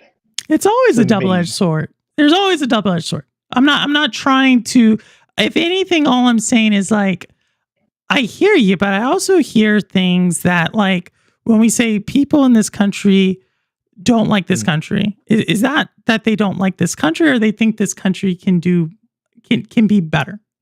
Is that they don't like this country, or do they not like the hypocrisy of this country? Is that when we say other places in the world are horrible? Yes, if we compare North Korea, which if we look at the quality of life index, I'm pretty sure out of the 100 and I forget how many countries we have in the world, 170. I guess it depends on what you consider a country. Let's go with 174. Mm-hmm. Are you looking at 172 versus I forget what the US is at, 18? Right? Like the United States doesn't hit number 1. I mean, yeah. So like if you're talking about like the fact of how, you said something interesting. You want to get out of Ohio. So, and you're like, I wanted to go into the military to pay for school. Other countries, school is free. That is true. And they got free healthcare. That is and free health. So for people who are talking about free healthcare, people who are talking about education, people who are talking about potentially like having a job because they want, certain countries have limits on what industry can actually source or how much industries can actually lay off. So employee protections. So when you talk about all those things that don't equal here in the United States, if you want those things and you're advocating for those things, are those people hating America or are those people pushing America? So I can understand like the fight for that. 195. Thank you, Rabalik. I had no, I couldn't. Go ahead, Neos. So I can like understand like the fight for that because I think paying for healthcare and all this extra stuff is pretty stupid. Like especially like the taxes and everything. Like it is pretty stupid. Like I do find these things to be incredibly dumb to be paying, but like I'm talking about the people who really like. I want to say like the No King stuff that I've been seeing. A lot So of the you stuff think that you a think lot of those it's like people hate America? I think so. What part of that? Okay, so that's fair. So Because I what mean, like part my of that? thing is so like purple. I mean, like these people, like let's like okay. So I'm not really trying to be political.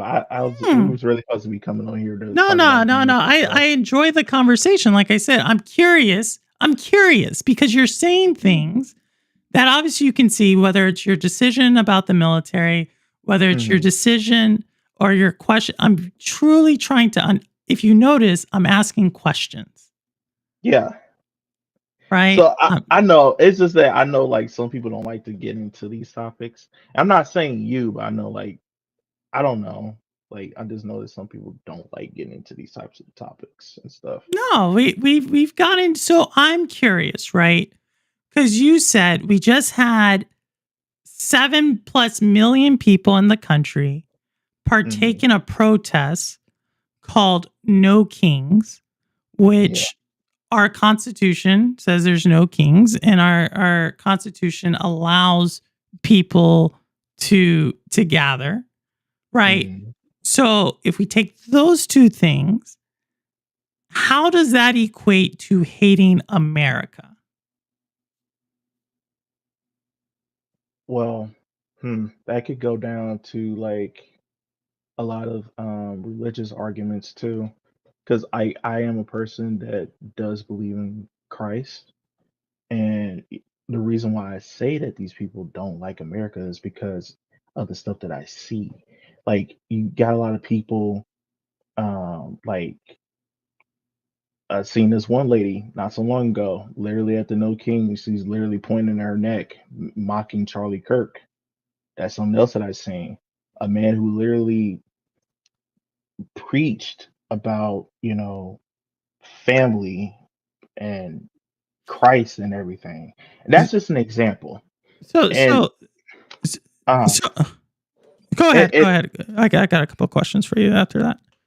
and it's a lot of stuff like especially like with like if someone says something about I'm trying to like get all my thoughts and stuff together because ooh, this is real deep. This is real deep.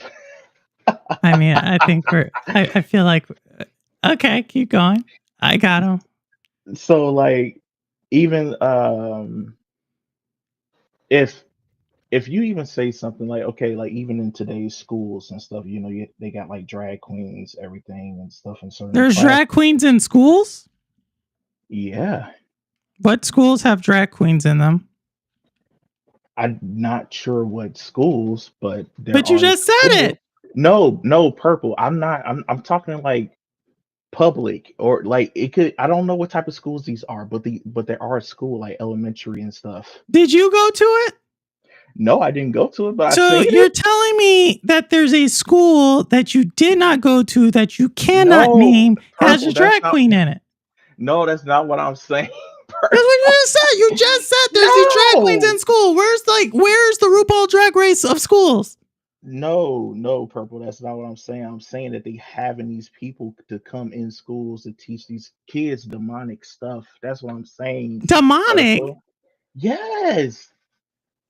Okay, Yes. okay. Let's back up a couple of. We'll come back. So that's chapter 3. So we're going to go back to chapter 1. And so you talked about the No Kings protest, and you talked about potentially things.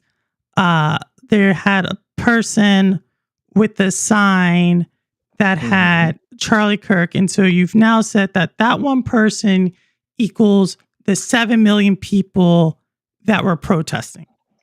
Right? That's what you just said. You said because that one person was there, it equals 7 million people protesting, and they all believe what that one person was doing, and they all hate America.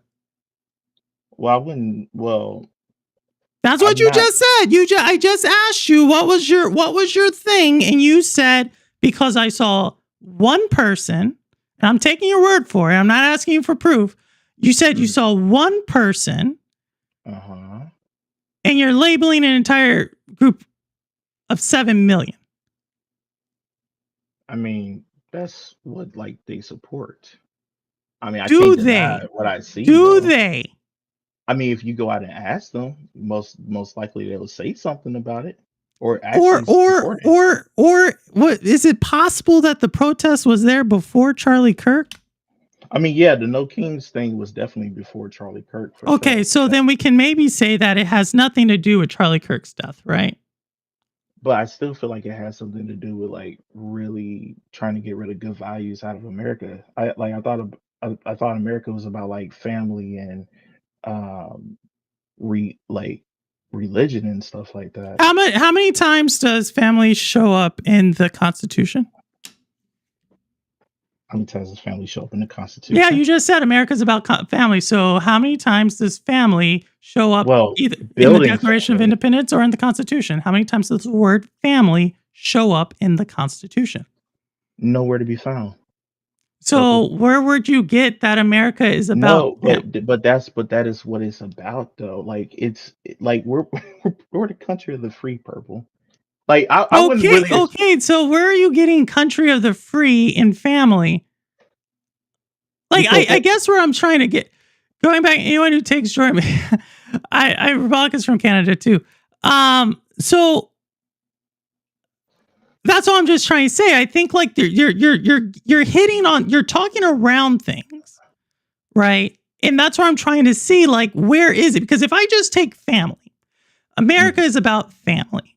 And then I say that the people who were out there at the No Kings protest and are anti-American, the evidence you give me is about a lady who has a sign. Now I could understand your logic if you said the No Kings protest was about not having families and you believe that America is about having families, then I can be like, okay, now I can kind of see. But I don't think that was actually what the No Kings protest was about. So I'm now trying to understand. I don't even know where RuPaul's Drag Race is for kindergartners comes into this conversation, but it's there. That's chapter 3. So that's why I'm trying to get to like kind of narrowing it down. Where exactly, right? Because all of this comes down to a thing where you're ultimately saying you either A, don't want to support the country because there are people who potentially are at the No Kings protest, right? Or B, there are politicians that you don't want to support, whether they support No Kings or not.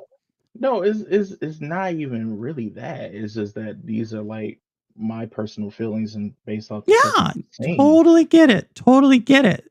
But I'm trying to unpack. That's what I'm trying to do, right? I'm trying to do something where So the thing is, you can unpack, but I won't like say like a lot though. Like I'm just giving you my take and how I feel about stuff. I feel like this is something that I kind of want to like talk about on my own time, but that's like fair. these are just something that I notice and everything else. Now, I don't mind having a debate, and you can unpack. I mean, like if we could talk about it a little bit more. I don't mind, but at the same time, like these are the things that I'm seeing, and You think we're having you a know, debate? no, but it's a conversation though. No, like a debate would be like if it was like a whole nother side or something and whatever else. Exactly. Right. Just try and get to know you, Neos. So yeah, that's just what I'm seeing and everything. I know some people here probably disagree what I'm saying. Oh, That's completely fine or whatever. but Fine. as long as you're gaming, you're good with me, right? Like that's what I Right. say at the end of things, right? And I think, but I also feel like hmm truly to understand people, you have to come to a mutual understanding, right? True. Right. That like, you know, and I talked about this with when Charlie Kirk was killed, right? Everybody, and we had someone on the channel, his name, oh, it wasn't my channel, it was Cowboys channel. And they said, well, Charlie Kirk was trying to get to understand people. hmm And I thought that was disingenuous. Because I think to truly understand people, you have patience and you're actually asking questions to understand someone. hmm You're not asking questions so you can set them up to then use some rhetorical method to slam. But that's the thing though, Purple. A lot of people does that. So like I totally get it. I so totally like for example, like what you're doing right now. Now, I'm not saying that you're doing that, what you just said, but what I'm saying is some people they will like try to get the most out of a person to be like, I got you. Okay, yeah, I finally got you. And it's like it's not really a gotcha moment. I mean, like this is just how I feel, and this is just how I see yeah, stuff. I totally get you, but you get where I'm saying, right? Mhm. If you're eventually going to have to cross that Rubicon, right? If you're eventually going to have to cross that bridge, if you're eventually going to have to do right, walk a mile in someone else's shoes, Mhm. then you eventually have to cross the thing to understand who they are or where they're coming from. So my If we thing could, is Purple. go I'm ahead. sorry. Go ahead. Yeah, My so bad. because when I hear what you're saying, right? What Mhm. you've said in so many words, and you probably don't see it like this, but this is what I'm just reflecting back what I'm hearing is you're saying that hey, the people who can probably relate to you the most, very honestly here, Mhm. from a generational standpoint, are the people around your age. You may say you're an old soul, but trust me, you don't relate to this back pain. I'm telling you that right now. You don't relate to Oh this yeah, back yeah, pain. of course, You Purple. know, like, Of course. you don't relate to that, right? Of course, yeah, You know most what I mean? definitely, yeah, You don't relate to like the people who've already raised the kid, right? You don't relate to yeah, them, no, yeah, right? no, no, Right. no, So the no. people who you're going to be on this planet for the longest, you're saying you're pulling back from. And on top of Mhm. that, you're saying like, hey, I have it's my own beliefs, blah, blah, blah. But then when someone asks you about it, you're like, hey, it's on Mhm. my own time, which is fair. So the But reason then why I you say that go ahead. is because I'm still trying to like articulate these feelings. Like it's still something that like I feel right now, but I'm still like trying to really like nail it down to be able to explain myself better. Because right now, the stuff that I'm saying, I know this don't make no sense to you, Purple. No, That's it fine. does. No, no, no. I see the facial expression. I see. No, Neos. No, Neos. No. What you're doing right now is actually extremely brave and Mhm, extremely commendable. You're mhm. thinking through your thoughts, right? And I'm asking you questions. Yeah. Now, part of the reason why I can surgically ask you a question Uh-huh. is because I've been having these conversations since I've been an adult, 30 something years.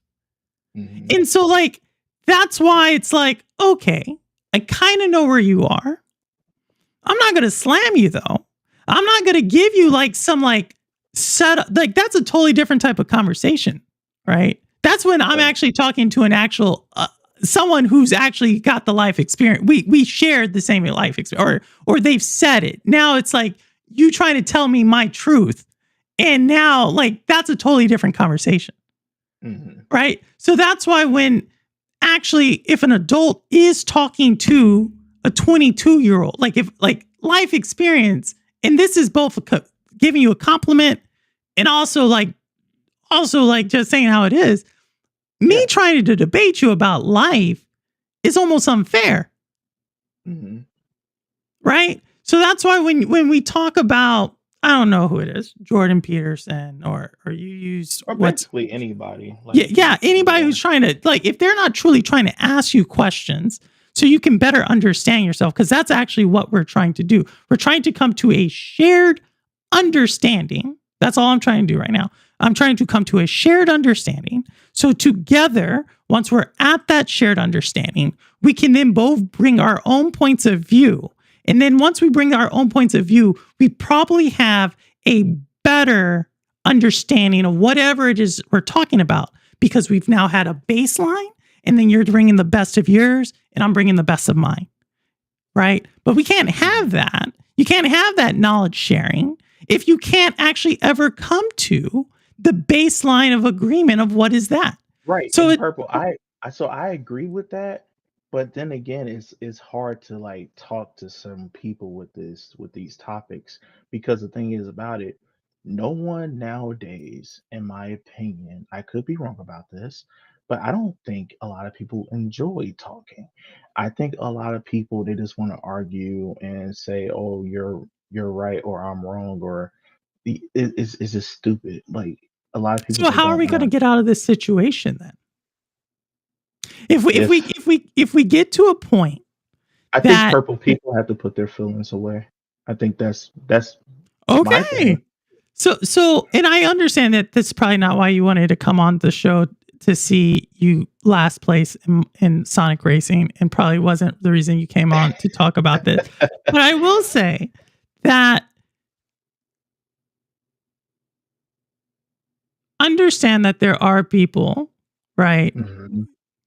Whether or not they had were at a protest of No Kings, whether or Mhm. not they practice a different religion than you, whether or Mhm. not they have a different lifestyle than you, that or any other things that you associate your identity with, that potentially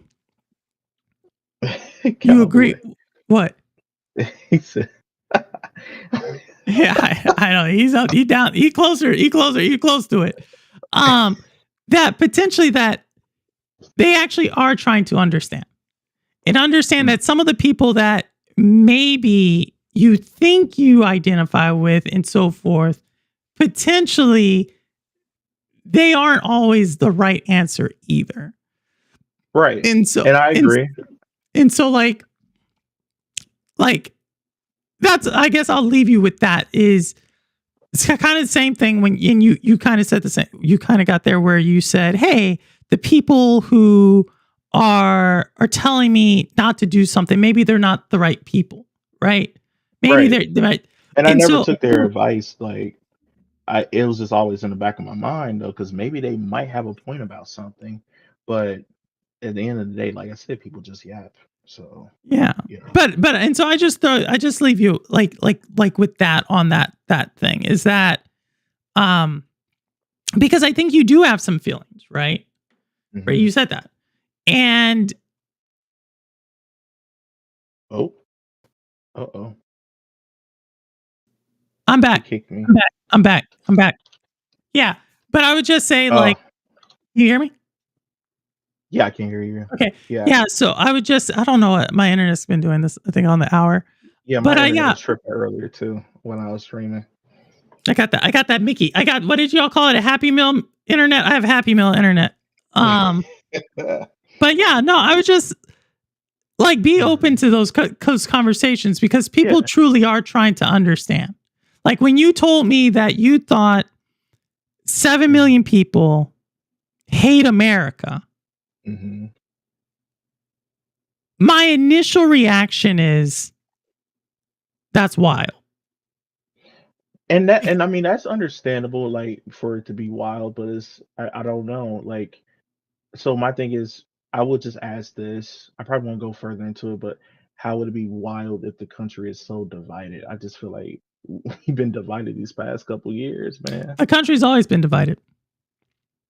I think there's a myth that the country was never divided, and I've done this exercise before. Well, I never said it was never never Yeah, divided. yeah, I just feel like it's more divided more than ever.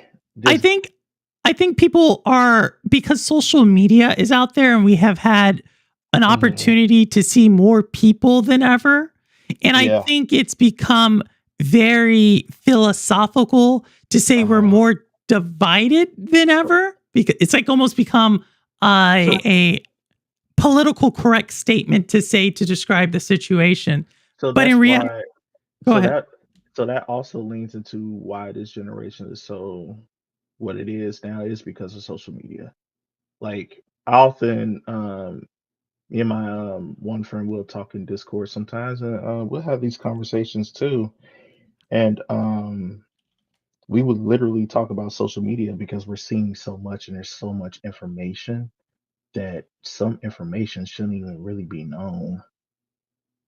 And So that can really affect people mentally too. So the question is always the same. And, the question will always be the same. I think like one of the hallmarks to me of like taking, I'm not even going to say adult, but responsibility is not just identifying what the source of something is, but it's coming to a solution. Right? So like when and I think we talked about this, right? I think the very first time you came to the stream, we had a conversation somewhat similar. And that talking about the Nintendo capitalism. Yeah. Right. And so that's my thing, is like, it's actually super easy, or actually super, super hard to identify a source. But once you identify that source, do you keep harping on the source? Do you keep feeding the source, like the source of the problem? Or do you try to like get to a point where you're like, here's a solution? And so I feel like if everybody's like, yo, social media is a problem, everybody agrees with that, right? Yeah. What is the solution to that? So there are solutions, but it's like, I mean, it's really hard though. But so okay, no, but I think you have but okay.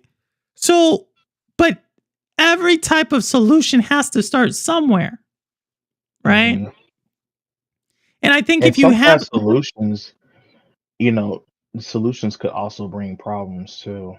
So like, let's they say, can. So like, let's say for example, if the government put into law, like, okay, let's limit internet access or something.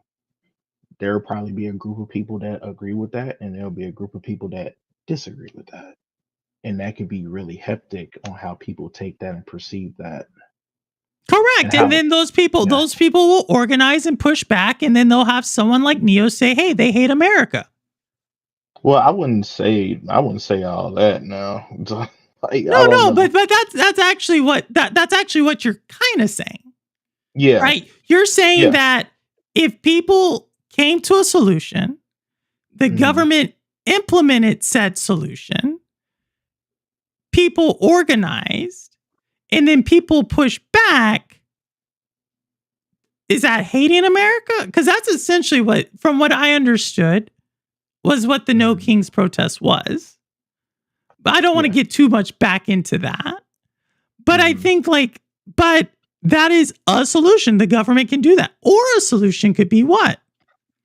A solution could be you could disconnect from social media. True. Right? That's a solution. That's like that is a solution, but that would be hard too. That would like almost. How's that hard? So that would almost like require therapy, because social media can be an addiction for some people. Is it addiction for you? No, not really. I mean, I can like go a day without literally being on Twitter. I haven't been on Twitter all day. Actually, 2 days, if I'm being honest with you. So tomorrow you're going to make it 3, right? Yeah.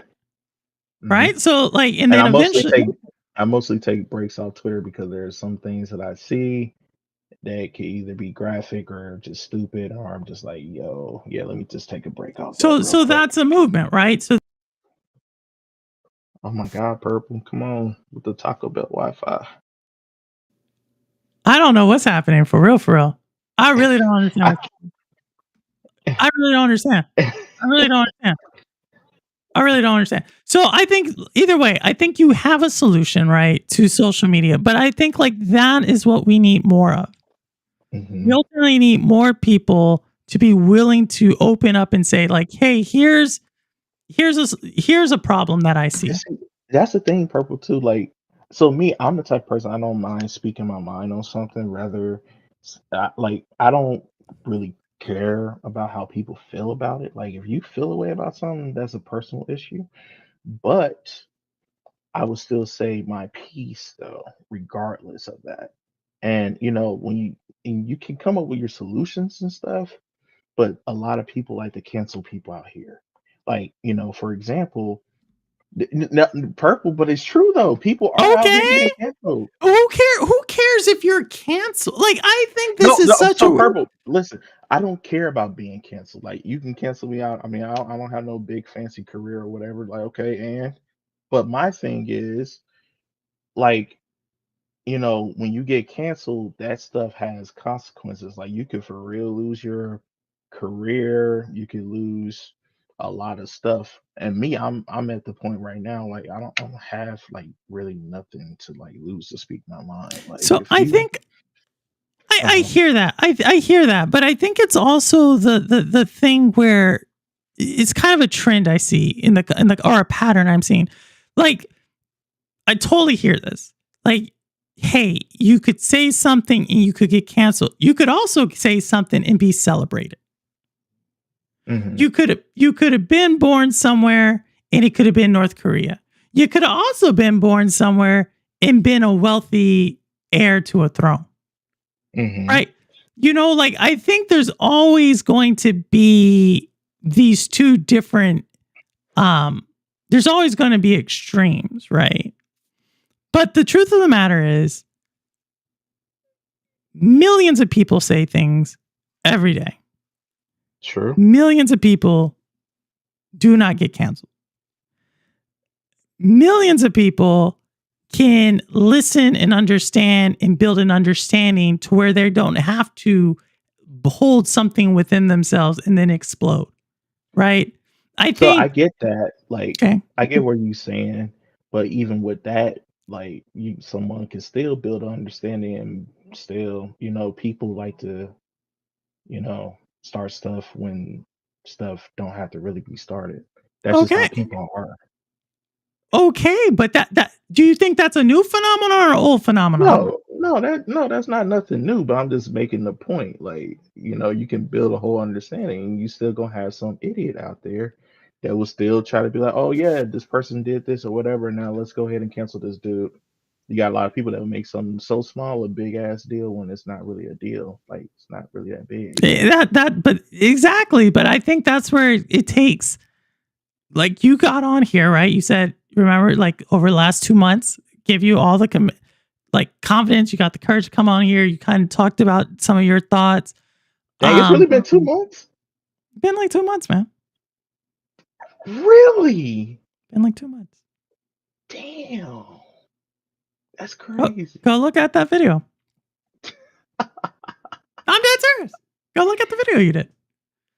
Hold on, because like I haven't really. Well, I've been checking my channel lately. And you got to but, think like, you did that video 2 weeks after you came on. Or you no after 2 way. weeks after you were in stream. Well, then again, I have been working real hard too, so then that makes sense Yeah. too. But I would say, like, Dang, bro, that's crazy. what? Right? Wow, 2 months. Wow. Right. So I totally hear you, Neos. And I guess all I'm saying is continue to have the conversation and continue to think through your thoughts. And sometimes you'll be surprised at how the other side can help you articulate your thoughts, or how someone else can help you articulate your thoughts. So that's the thing, Purple. I do like to be understanding of people. like I will sit back and hear people out and hear what they have to say before I actually give my thoughts and my opinions on it. Um, and I can understand what a person is saying, and I may not agree with it, but I can definitely understand what they're saying, though. But still, even with that conversation of trying to understand the other side, it's like for me, I can understand it, but I don't think I would agree with it, though. It's not about you. Yeah. I don't think it's about you agreeing. Sometimes it's also helping them to understand. Yeah, so that's the thing. Like I can help a person understand me, but even if I do that, it's still some people still won't really understand. So it's like, That's totally yeah. okay. That's totally okay. But I think like when people continue to say, hey, we agree on 90% of things, Mhm. right? You said something very interesting. You said you think it's crazy that some of these extra expenses we have, such as with healthcare, and I see you, Mhm. Lo-Fi. I'll get to you here in a second. You said healthcare and you said education. Like, why is it that you to get your education paid for, you were thinking about the military? That's an option, Mhm. but there's other options. And but why is that even the option? You know what I mean?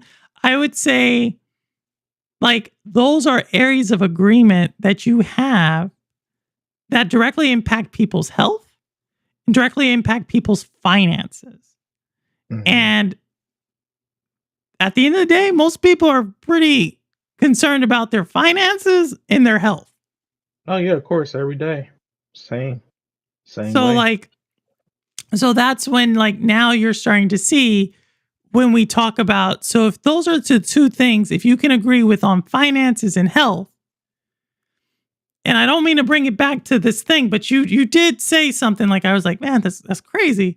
But I totally understand. Not trying to convince you one way or the other, but I am Mhm. trying to like at least explain that if you agree about finances and health, and Mhm. if the government then passed a law that directly impacts your finances and health,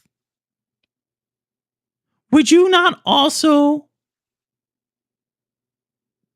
like at least show some disagreement to that? Mm, it depends on it though. Like Yeah, it I'm learning, depends. but it depends on it. Like what? So like when we're talking about health, like are we talking about overall health or is it certain Like, let's say they passed procedure? something where they kicked you off your health insurance. Oh, there's always people getting kicked off their health Yeah, but would insurance. would you be? Does that make it okay that there's always people who are getting kicked off their health insurance? No, that's not okay. Okay, would you think it's okay that um you're now having to pay more for things? No, that's not okay. That's No. not okay. So you would be upset. You generally are upset about those things, right? So there's some Yeah. people who have been fighting this fight for quite some time, right? There's some Mhm. people who have had pre-existing conditions for some time, and the thing they did what they were supposed to do, and now they don't have health insurance, or now that their medication is now too expensive, or now that they've been struggling working several jobs, and now basic things are now more expensive when things were supposed to be cheaper. Right. I can agree with that. Yeah. So, so those are legit things that you could probably see that a lot of people could be upset with given the current situation in the United States. Yeah, and I mean, like, I could definitely understand it, but then also another thing I want to say is too, like I'll talk about food stamps for example, right? Like with the government shutdown, I think something like that in that situation. Now I get it, people are out here struggling and stuff, but then also that is a wake up call too. Like some people may not get their food stamps, and I think like you like that's like a wake up call to like really like do something because some of these people actually live off that stuff, and I don't think it's a good idea to live off government benefits and uh, government. Oh my God, I can't even think of that right now. Jesus Christ. Entitlements? Yeah, like, well, yeah, I don't think like living off the government is like a good idea because that could really come back to bite you in the ass. And I really think, What if I pers- told you? What if I told you the richest person in the world got their fortune living off the government? to be honest, I probably wouldn't be surprised. And all honesty, that's kind of crazy. I would probably think that you probably pull off like the greatest scam of all time, but yeah. So why don't you go look up Elon Musk how he got his fortune? Hmm. I'll look it up. Go look at who was signing the big contracts. Go look up who decided to give the subsidy for renewable energies. So Go I look. mean, I'll look that up, but I'm talking about so like if you are correct about Elon, okay, cool. But I'm talking about people who are like average like Yeah, me. I totally get you. But if you ask me, like, I think it's kind of crazy that the person who is living off of food stamps, right, in order to qualify for food stamps, that's one Mhm. thing. I think there's literally people in our military, right? Because I had to sign the paperwork who were Mhm. on food stamps, right? Food stamps doesn't Yeah, necessarily mean, as you know, that yeah. you are actually having to live off of that, right? A lot Mhm. of times, people who are trying to get off. There's always going to be people Yeah, on. I know those people exist. Yeah, I'm not trying to say that they don't, Yeah, bro. Like I know that totally, they totally. I didn't exist. think you did. I totally didn't think you Yeah, did. because like But I know some people that definitely got off of it and stuff, and definitely got yeah, their way totally, out, out 100%. of it.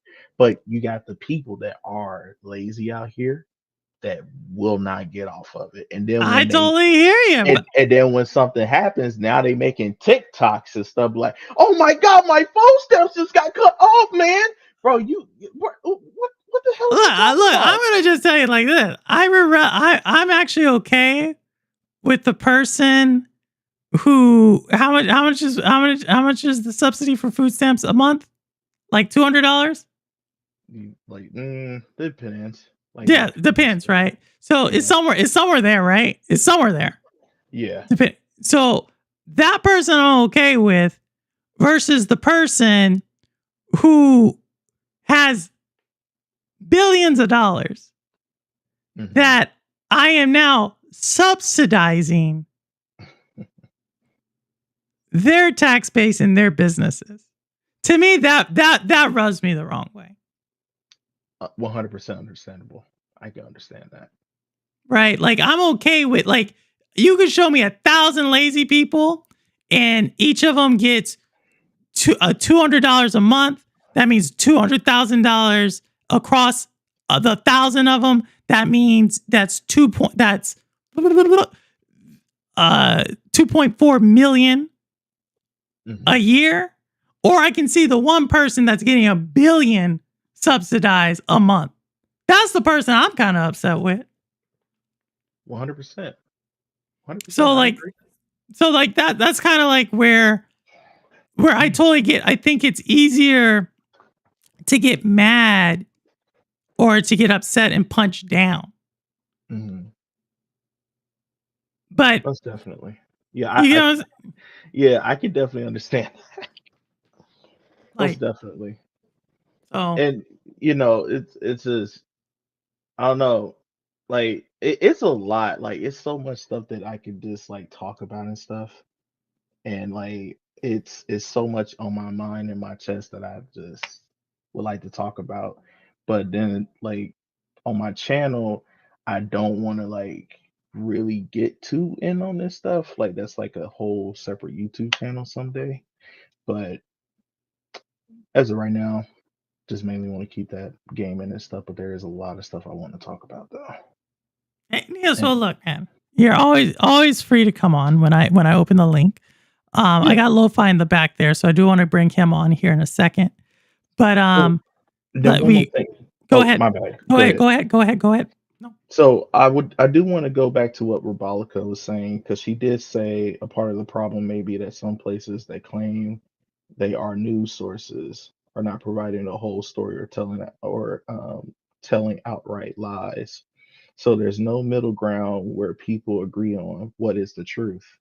I 100% stand by this because that is also a problem in the United States as well. Like you got Fox, CNN, which most people would agree that CNN is, and might as well. I can't speak on for most people, but I say CNN is trash. I think all these news places are trash because they'll only tell you what they want to tell you, but they won't tell you the whole truth that they're supposed to do. Like you would think if they are a reporter that they would tell you the whole truth, but they're not going to tell you the whole truth because people got agendas. And I think when it comes down to the truth, it shouldn't be about agenda. It should be like in the middle. I agree, but I would say that the middle doesn't. No one watches the middle. You want me to give you an example? Let's use the console war and gaming channels or PC versus PlayStation channels. Oh Who's yeah. in the middle? Who's in the middle? That's tough. Exactly. That's real tough. Exactly. So when we've incentivized polarization, because the truth of the matter is people don't want to listen to the middle. That's true. People want to listen to what confirms their bias. Yeah. So if that's the world you live in, then you need to find someone who is truly not incentivized for that. And then when you do have that group, and I'm going to tell you the organization that I thought was doing the best of this. Mm-hmm. And this may be a biased take, but I actually do believe this. I thought the public broadcasting station, PBS NewsHour, was pretty unbiased. You think so? Yeah. I never really watched them. I mean, I truly do. I truly do. It wasn't sensationalism. Mm-hmm. It was about is series of atonements you could take. So I would ask you this: can you find me a clip? So I want to be able to understand that, and I want to be able to. Can you find me something and send me something in Discord? I can try to. I will tell you, it's become harder because the federal government has started to stop funding them. Yeah, I did. Yeah, I heard about that. Yeah, I actually recall that, seeing that on So Twitter. So then once you kind of move away from that, the next groups of people that I find to be somewhat unbiased are the people who have a separate agenda. And they use the United States news as a secondary. Like it's like, okay, it's like background. So a lot of times where I look at that is like financial news sites, right? Even those have like agendas. But also I would look at other countries' news reporting on the US to see what they say about a situation. And this is actually something we would do in the military. That's actually interesting because I would see people that would go out to like Japan and other places and do like street interviews with people and ask them like what's their opinion on black culture, white culture in the USA and stuff like that. And surprisingly, some of their answers are kind of like they don't know, or they would go by an assumption of it. Because that's a media portrayal, but that's not a news topic, right? I'm talking about it's not a news topic. I'm saying like in that sense of like what you just said, like you got people that would go out there and ask questions and stuff, which I do kind of enjoy watching that type of content here and there or whatever. And I find their perspective kind of interesting. Yeah. So I can give you a couple of them that I think do a decent, like I still think they're owned by like, and that's the other thing. Like when you have giant corporations that own quite a bit, right? So I can tell you right now that between Sinclair and News Corp, they own the entire news for entire states. There's no other news. The only other news that was out there was PBS. And now you don't even have that in certain parts of the country. So So it is, and then when we talk about News Corp, they're the ones that still own a lot of other conglomerates, right? Because Rupert Murdoch's originally from Australia, then he created his media empire in England, and then he came to the United States.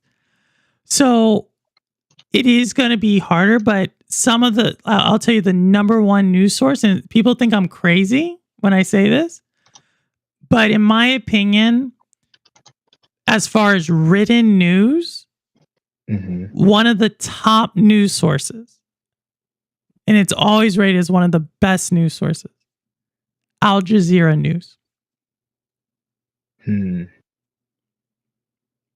Okay. I'll look And the- into that. And the reason why they have to be like that is because like they're usually reporting, they have Al Jazeera worldwide, but they have Al Jazeera in the Middle East, and they have to be covering every single angle just because of like the polarization there. So then they cover the United States. They don't really have the bandwidth to cover like another angle other than like what is the objectifiable fact. Okay. Oop. Oh. Okay. But I'll try to find PBS News Source for you. I'll try to find if I can find it so you can watch it yourself and see like if you think it's sensational. But to me, I think they're out there. But again, they're not going to be the opinion pieces. They're not going to be the exciting pieces. They're going to be the pieces that hit the news, get out, and that's that. And some days it's not going to be exciting stuff. Oh yeah, of course. And there's really nothing ever exciting on the news. There's really nothing ever exciting on the news. So yeah. But Neos, thank you so much. I'm going to try to get Lo-Fi on. You're always welcome. You're always welcome. Yeah. Hopefully next time I come on here it could be lighter because this was definitely deep. I didn't expect to go down this route. Neos, we were in the kiddie pool, man. This is the kiddie pool, Neos. Yo, chat. Was this the deep end or was this the kiddie pool? That's what Neos, you don't know deep. I don't know. I feel like this was kind of like deep because I was coming in here trying to be like on some gaming stuff. I need you to pull up to my world. I ain't forgot about that. I asked you where that Battlefield. No, look, I know what I know. I know what I know. No. Where that Battlefield 6 at? I don't want to hear any of that. Where that rainbow at? I want to see some stuff. I put up to your world. But I didn't talk trash about Euro. You didn't hear me say, "Oh, I'm gonna get like a 3-0 KD." Listen, I wasn't talking trash. Well, okay. Yo, you did talk trash. Yo, you did. You talked a ton of trash for 2 weeks about this game. So listen. As long as I packed you and Cowboy on, that's all I care about. This dude. Oh my goodness, this dude. But anyways, I hopefully next time I can come on and we can talk about something lighter. Oh no, for sure. Like hey man, thanks for coming on. And I just want to say sorry to anyone like if this was like offensive or whatever. Like that's just me. Like I try my best not to really talk about. No, I'm being serious, Purple. Like no, but Niels, I think, but here's the thing. I think, and I don't want to discount that, but I want to also say, I think, I don't think you offended, right? I don't think anybody was offended. You didn't call anybody a name. And so like, I also think like these are real world topics you're talking about, right? And so if you can't talk about it, right? Then how can there ever be anything, right? And I get that you're like, maybe you're uncomfortable talking about it, right? You're uncomfortable talking. I kind of am, but then I'm not because I'm used to like talking about this kind of openly. Because I even have opinions on my peoples too, and I know if I was to start talking about that, yeah, my black card definitely getting removed. But yeah. But regardless of that, let's be honest, Purple. If I start talking about that, Niels, like I said, it could be out. No, Niels. Wait, like I said, I would love to just explore more, right? I think that's the thing. Like people have to be. Purple, so I would like to come back to this once I can like really articulate it, because like I think when talking about this stuff, because the thing is when I'm trying to explain myself, I'm trying to be filtered. there's really like even when I bring up like the like cross dressers coming to schools or whatever, I thought they were bringing that drag up. queens. Well, same thing. It's literally the same thing. Well, I know some people got different opinions about it, but it could still be the same thing. But I know bringing something like that up, for example, that could be offensive to some people that maybe are a part of that community or whatever. And I try my best not to be like so blunt about it because I really, For because I Monica, really, because I that really means am a like blunt person. I really am. Like I just be like, man, I'm just gonna go ahead and say it. I don't care if you feel a way about it, whatever. You deal with it another time. But Ravalica wants to know what bet means, by the way. what bet? Oh, bet means like I'll definitely check into what you're talking about. Means like that's a bet. Like basically, it's like keeping a promise. I'd be like, oh, okay, bet. Say less, man. Like something like that. Like I hold my promises and stuff. Just same thing. Like when I pulled up on Sunday, you know, I pulled up. I took the L. No, no. Like I said, as long as I got up there above you and Cowboy, I'm good. I Plus, I ran my think. ones to a Cowboy anyway. I got my dubs on him, but he won't tell you about that though. Oh my He won't tell goodness! you No, I about think that. Granite said it correctly at the top. He said, "Even a broken clock is right twice." So even you got a couple of wins. So, but we shall continue the race in the conversation. Most definitely. And hopefully next time we can pull up and talk about some movies. 'Cause I know we was talking about some paranormal activity and all that other stuff Of course, before. anytime, Neos, and thank you again. Yeah. Did not mean if you Yeah. feel did not No, mean I didn't feel uncomfortable. I felt comfortable enough. I was like, I made that promise. I was gonna hop on. you I did. would be like, you know, Bet, hey, I keep my bet, promises. Bet. bet. And before I go, Cowboy, Keep it a Sinners is a buck. good movie. Sinners is a good movie. I don't care what you say. Yes, Sinners. He needs to rewatch it, but nah. But Neo's, hey man, you're always good. You know what I mean? You're always good. But y'all, that's Neo's coming around like a little over 2 months, right? I was right? Mhm. Yeah, 2 months. And he does a lot of first person shooter stuff on his channel. And you'll catch him in last place on my channel. And that is And got it. so- That was good. So anyways, people, it was nice showing up. You know, as any like I said, I always have a good time pulling up on the stream or whatever. And I just want to bid everyone a good night. And before I go, Nintendo sucks. Yes, there. You know, I love how he says, "I didn't mean to offend anybody," and then he says the most offensive thing at the end. All right, let's get this other guy in because he has had some health issues. Lo-Fi, what's going on? Hey, America. Oh, Lo-Fi, your mic's messing up, man. I can hardly hear you. Mhm. Kinda. Oh. Come back. Go out and come back in. It's like super staticky.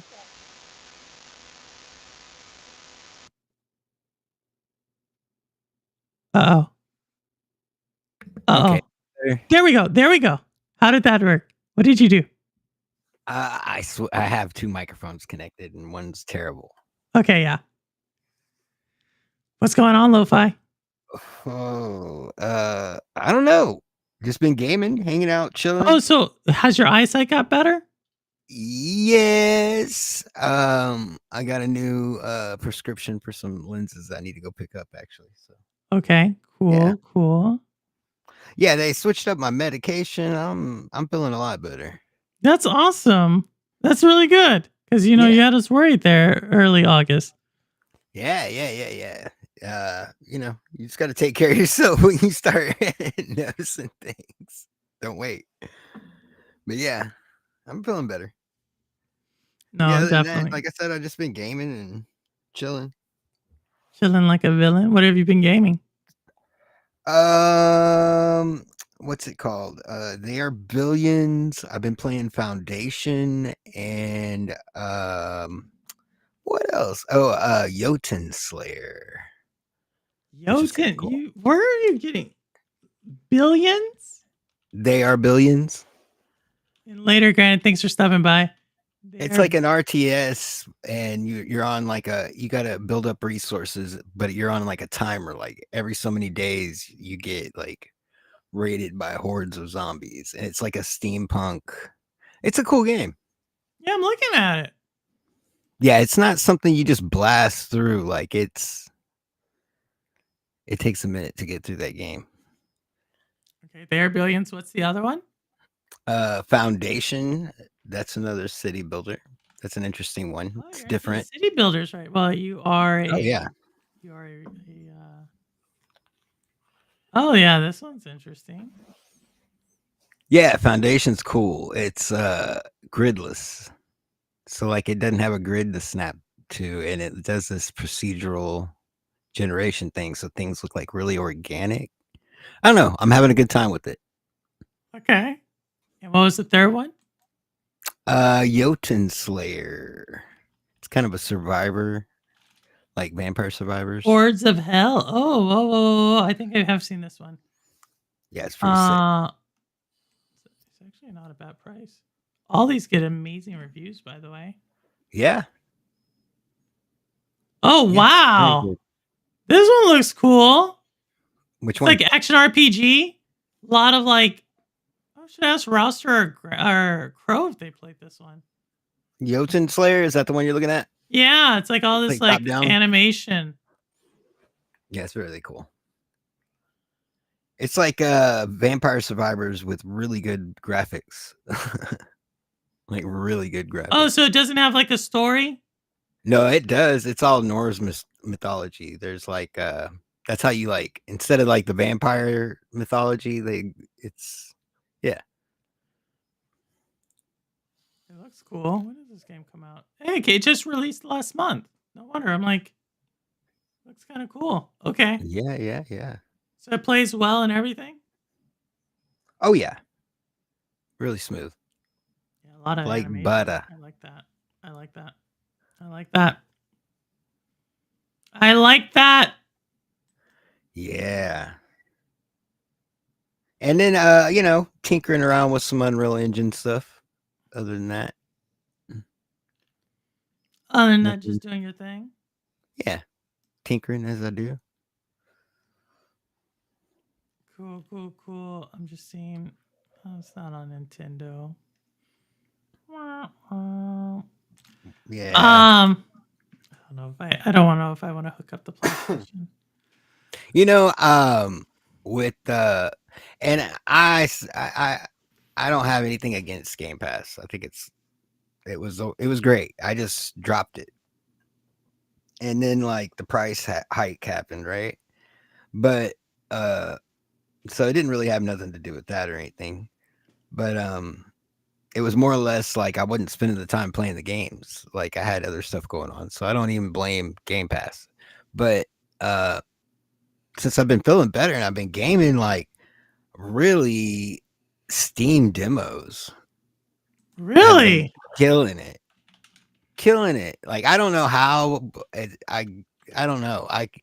Something, my feed went off and I'm just like finding all these really good demos. And if you like something, you buy it. It's like a lot of times it's indie stuff and it's like really like less than $10, and like by the end of the month you still spent less than you would if you had Game Pass. And That's why a lot of people having like a great PC. time. A lot of people like Yeah. PC for that. A lot of people. No, I've just have gotten really good at, like I'm like the coupon lady, I see a game. There's always like the 2 or 3 games that I want to play when they first come out. And then everything else I like, let me get that when it's on sale. So Yep. that's kind of what I do. Or CD keys. Yeah, that's what I do. And so I just wait. And then I save like the holidays. I know there's going to be some big sales there. So Dead Cells is like one I am looking at, and I want to get all the DLC for that.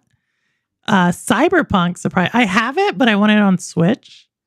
Yeah. And I'm trying to think, what else do I want? There's like a third one that I want. That oh wait.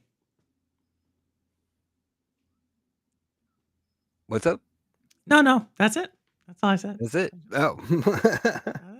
Uh, Is there any games coming up that you're like really? I see all the trailers you've been playing. Is there any one particular that you're like? I think for That's the one. 2025, I think I'm basically done. So Yeah. the last one that came out was Little Nightmares 3. I'm kind of going through that really slow because I'm about to make not like a deep dive like I did for the other one, but like a critique. Goodbye, Sweet Carol. So those came out back to back. And then I most likely will get Battlefield 6. Just because I want to see what happens in the campaign. Okay. Yeah. So that's what I want to do. And then next year, I don't know. Next year we'll do our thing. Oh, Lo-Fi, I have a question to ask you. Yes. What's that? Are we gonna make it 4 in a row? Yeah. We're gonna do it? Yeah. Oh my goodness. Game Awards. It's going down. Game Awards. Y'all heard it here first. 2025 Game Awards. Lo-Fi Monk, Purple Haze are doing it again. We're really doing it. We're really doing it. Oh man, that's gonna be so fun. That's like one of my favorite streams of the year is to do the Game Awards with you, man. Heck yeah. I love doing that thing. I was just thinking about it when I was backstage. Really? Yeah. Man. I was like, I better ask if we're doing it this year. No, I was like, yo, I need to ask. I was like, I keep talking. 4 years, I know it. 4 years. You can catch the Game Awards on this channel. And watch us be right with every prediction. Because we're awesome. Oh, I think I may put that out. I'm gonna put my predictions out early. Well, we need to we'll be prepared this year. Oh no, I lost him. Okay, here he's back. So it was doing it to me. Now it's doing to Lo-Fi. Lo-Fi, you back? Okay. What are we going to get prepared for? Oh, the polls in the chat. The polls. Yeah. We can do that. And now that they have Restream like this, I think we can really do it like a really cool, like nice. Yeah, like nice. Like nice. And like we have more things. Like I think we can do it really well. Heck yeah. Okay. Like really, really well. Oh man, I'm so excited about this. We should maybe give out audience awards. We are going to give out audience. So what? Well, we'll do the Game Award. We'll do something in the audience. Like I think I'm going to do it like I did last year. I did the Game Awards and then I do the Purple Haze Game Awards. Can you give away memberships? I can't. Not because I don't. It's something to do with like a branded account versus non-branded account. And I just don't want to lose. Like it says I can make this switch, but I'm so afraid to lose things. Yeah, don't. Yeah. So if you switching to branded is easy. Switching from branded back is not. Yeah. So I don't want to. Hey Zalik, what's going on? We just got good news. Purple Haze and Lo-Fi Monk are doing the Game Awards for the 4th year in a row. We're really doing it. We're really doing it. That's gonna be my catchphrase. We're really doing it. Oh man, it's gonna be so cool. Vet keeps coming by and being like, "Purple, why aren't you gonna make me your co-host?" I'm like, "There's only one co-host." What? Yeah. What? I'm like, "There's only one." Yeah. And his name's Lo-Fi Monk. Like, Lo-Fi Monk. Yeah. Like you know what? I actually went back and watched because like one of the first episodes of Cloudy Thoughts I was on, we streamed it to my channel. So I went back and it was so cool to see it. Like, cause that was before I had a channel. And right. Yeah, it was before I had a channel. And so going back, do it just in case, you know. Yeah, it was super cool. And so and that was Restream that does that. That was Restream. Like if you go back and listen to it, it's so cool to see some of the people in chat who've been like, even I think we were able to, even though Stadia died, we were able to still keep a significant portion. You know what? For the Game Awards, we should set it up to where we stream to my channel too. Yeah, 100%. Yeah, because it really does work. Like more people show. Yeah, you know what I mean. Like yeah, Yeah. Yeah, we'll do that. Okay. 100%. Oh, that's just good. We're really doing it. We're really doing it. Oh my goodness. Oh my goodness. So yeah, no, I'm looking forward to it. I'm looking forward to seeing what games are coming out, what trailers they have. Last year they dropped the big one on us, right? The last like 2 or 3 trailers were pretty big. And this year I'm interested to see the categories. I'm interested to see who's indie game of the year versus I think game of the year is pretty much decided.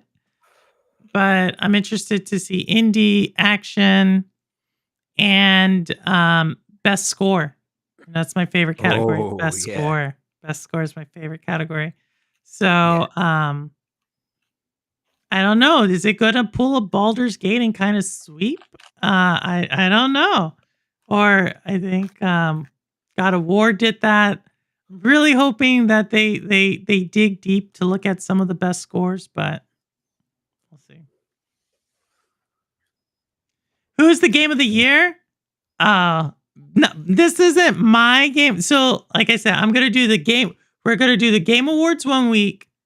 Then we're gonna do Purple's Game Awards the next week, and then it's just like I did last year. And then the week after that, I will do my top 26 games I'm most looking forward to. So what you're saying is you're not answering that right now. Oh, I'm not answering my game of the year yet, but I am going to go out on a limb. This is my first prediction. You heard it here first. Maybe you've heard it here third, but my prediction for the 2025 game of the year, Expedition 33. It's not mine. It's not mine. But I think they're going to win it.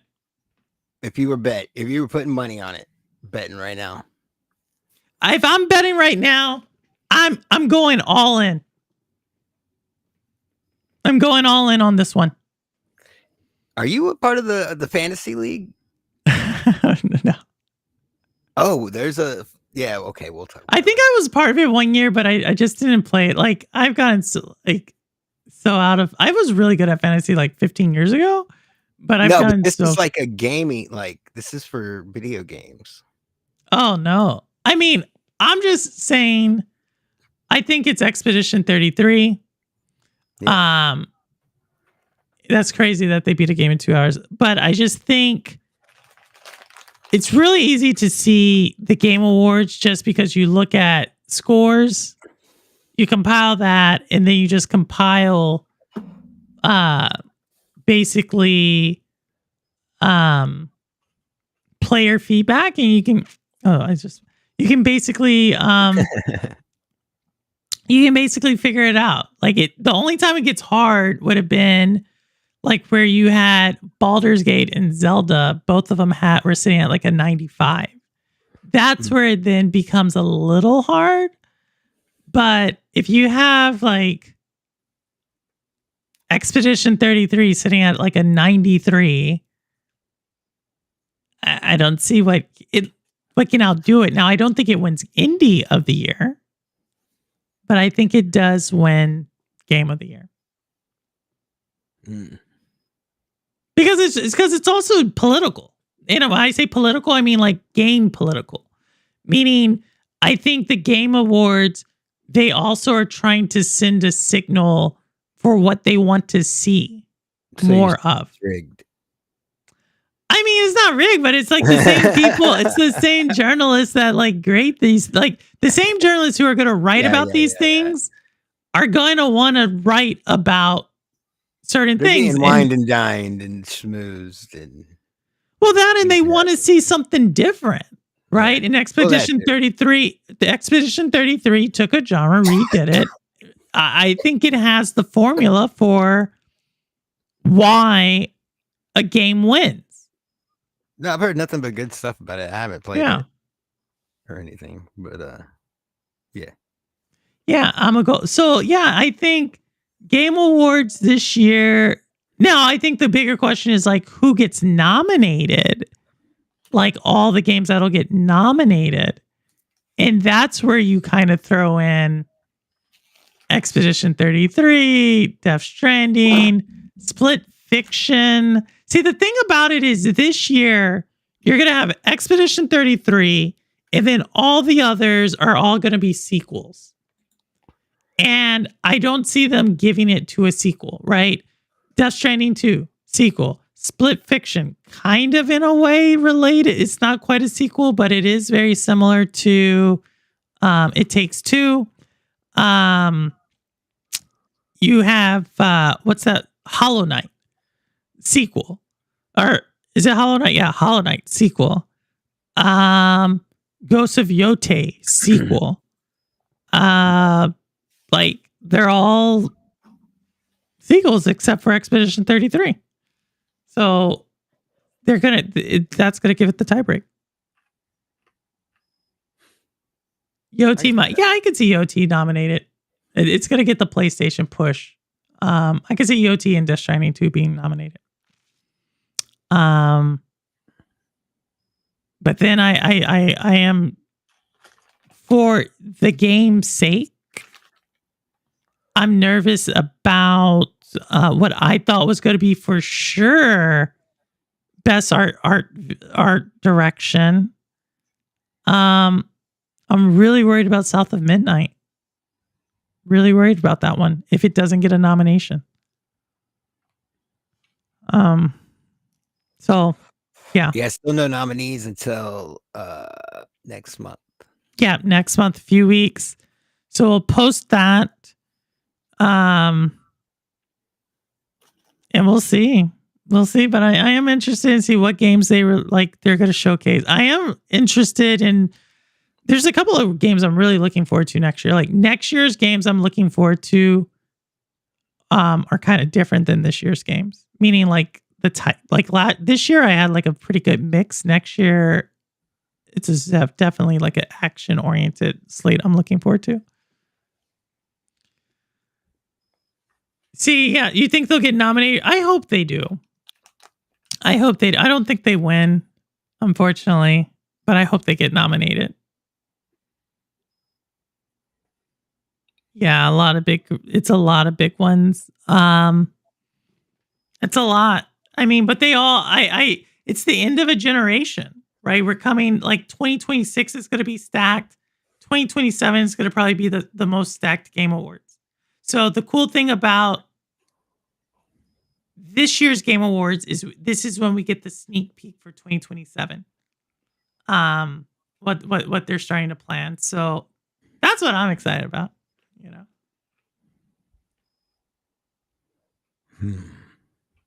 But Lo-Fi, everything sounds like you're doing all right. Sounds like you're gaming. Sounds Yeah. you know. You know me, I'm more interested in what indies are going to get nominated. Yeah, I think that's a good question. I mean, Hollow Knight for sure. Yeah, right. Blueprints for sure. Oh yeah, that was a good game. That was a big one. forgot If about we that. were going strictly off of Metacritic, Blueprints would win Game of the Year. Yeah, shout out to Wilson for pointing that one out to me. Blueprints is very solid. Rebolic and I enjoy that one a lot. Another indie.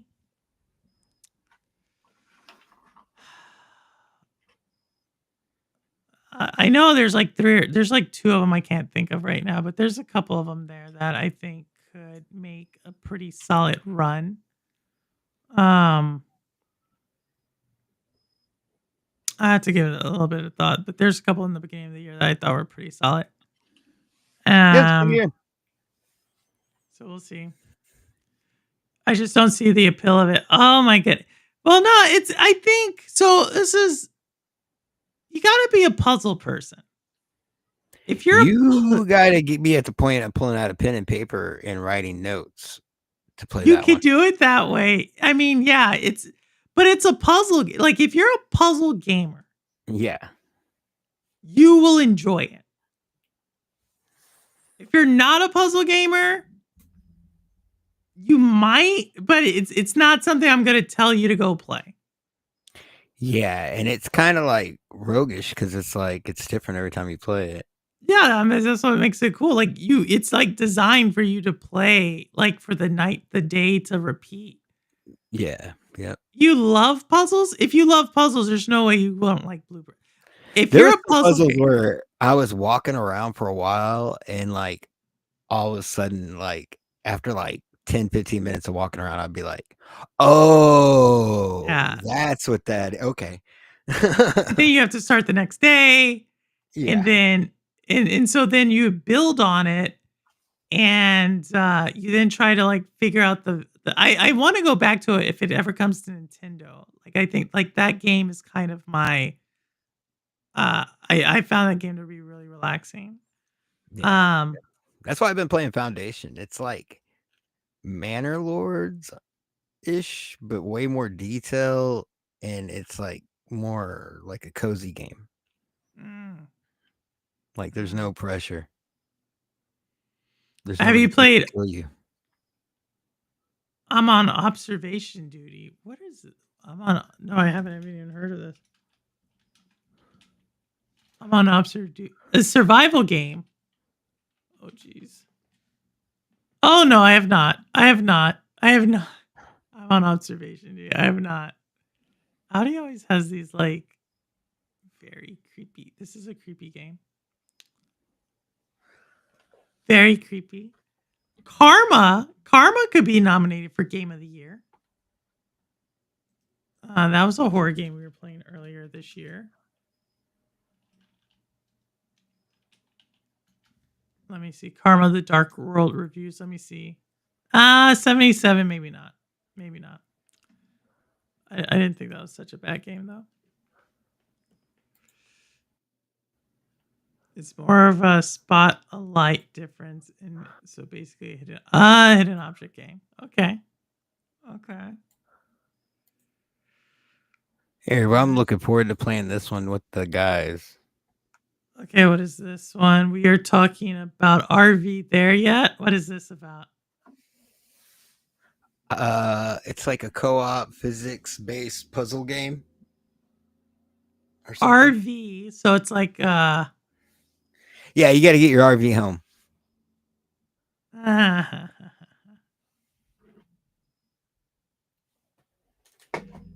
I should come play with y'all sometime. I just been so busy. I've just been so busy. Yeah, I feel that. Oh wow. Yeah, it's funny, right? Yeah, I can see you playing this.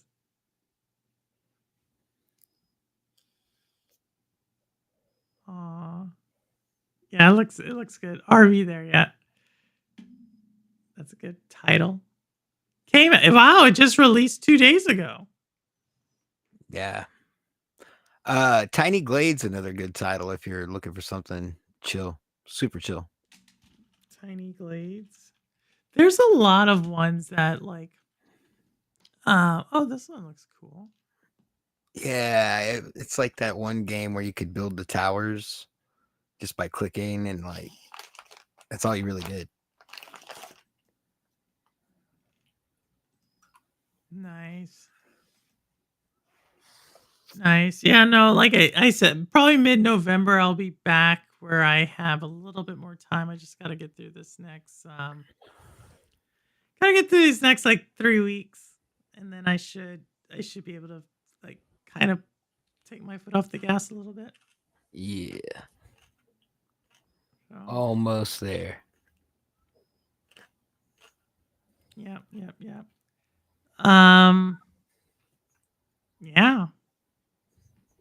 Yep. But my goodness. Lo-Fi, so what's next? None. We just we wait. We wait. You know? Got it. Okay. I got it. I understood. Understood. I like this one. You were talking about the federal hearings about UAPs, right? Federal hearings about UAPs? Yeah. That's The what they call UAVs? UFOs. The UAVs? UAP. What's a UAP? An unidentified aerial phenomenon. Was this the ones that were in New Jersey? No, those are drones. Okay, so what happened to the UAP? What's the UAP? It's where like it's like a UFO, but it's a broader category of where they can't explain. Like Oh, what was the phenomenon though? phenomenon would be like where like you see them going from air to water, or blinking from one place to another, that type of stuff. So what happened? Oh, nothing. You haven't noticed? They've been having these hearings publicly for years where like you're watching government officials argue with other or just speak with other government officials about are aliens real, like, and then show video evidence. And then they'll be like, I can't tell you here in front of everybody where, the place where you set it up for me to tell you in front of everybody, but I could tell you in private. And then they just don't do it.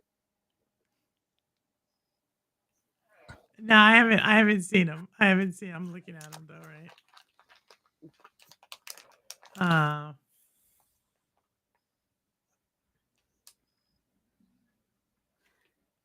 Oh my god. Let's see what's going on. Yeah. Look up David Fravor. I'll look it up.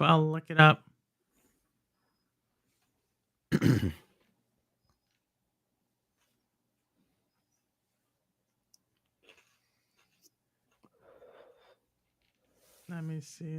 I'll get to it. Not now though. Not now. Yeah, get to it. Yep, basically that.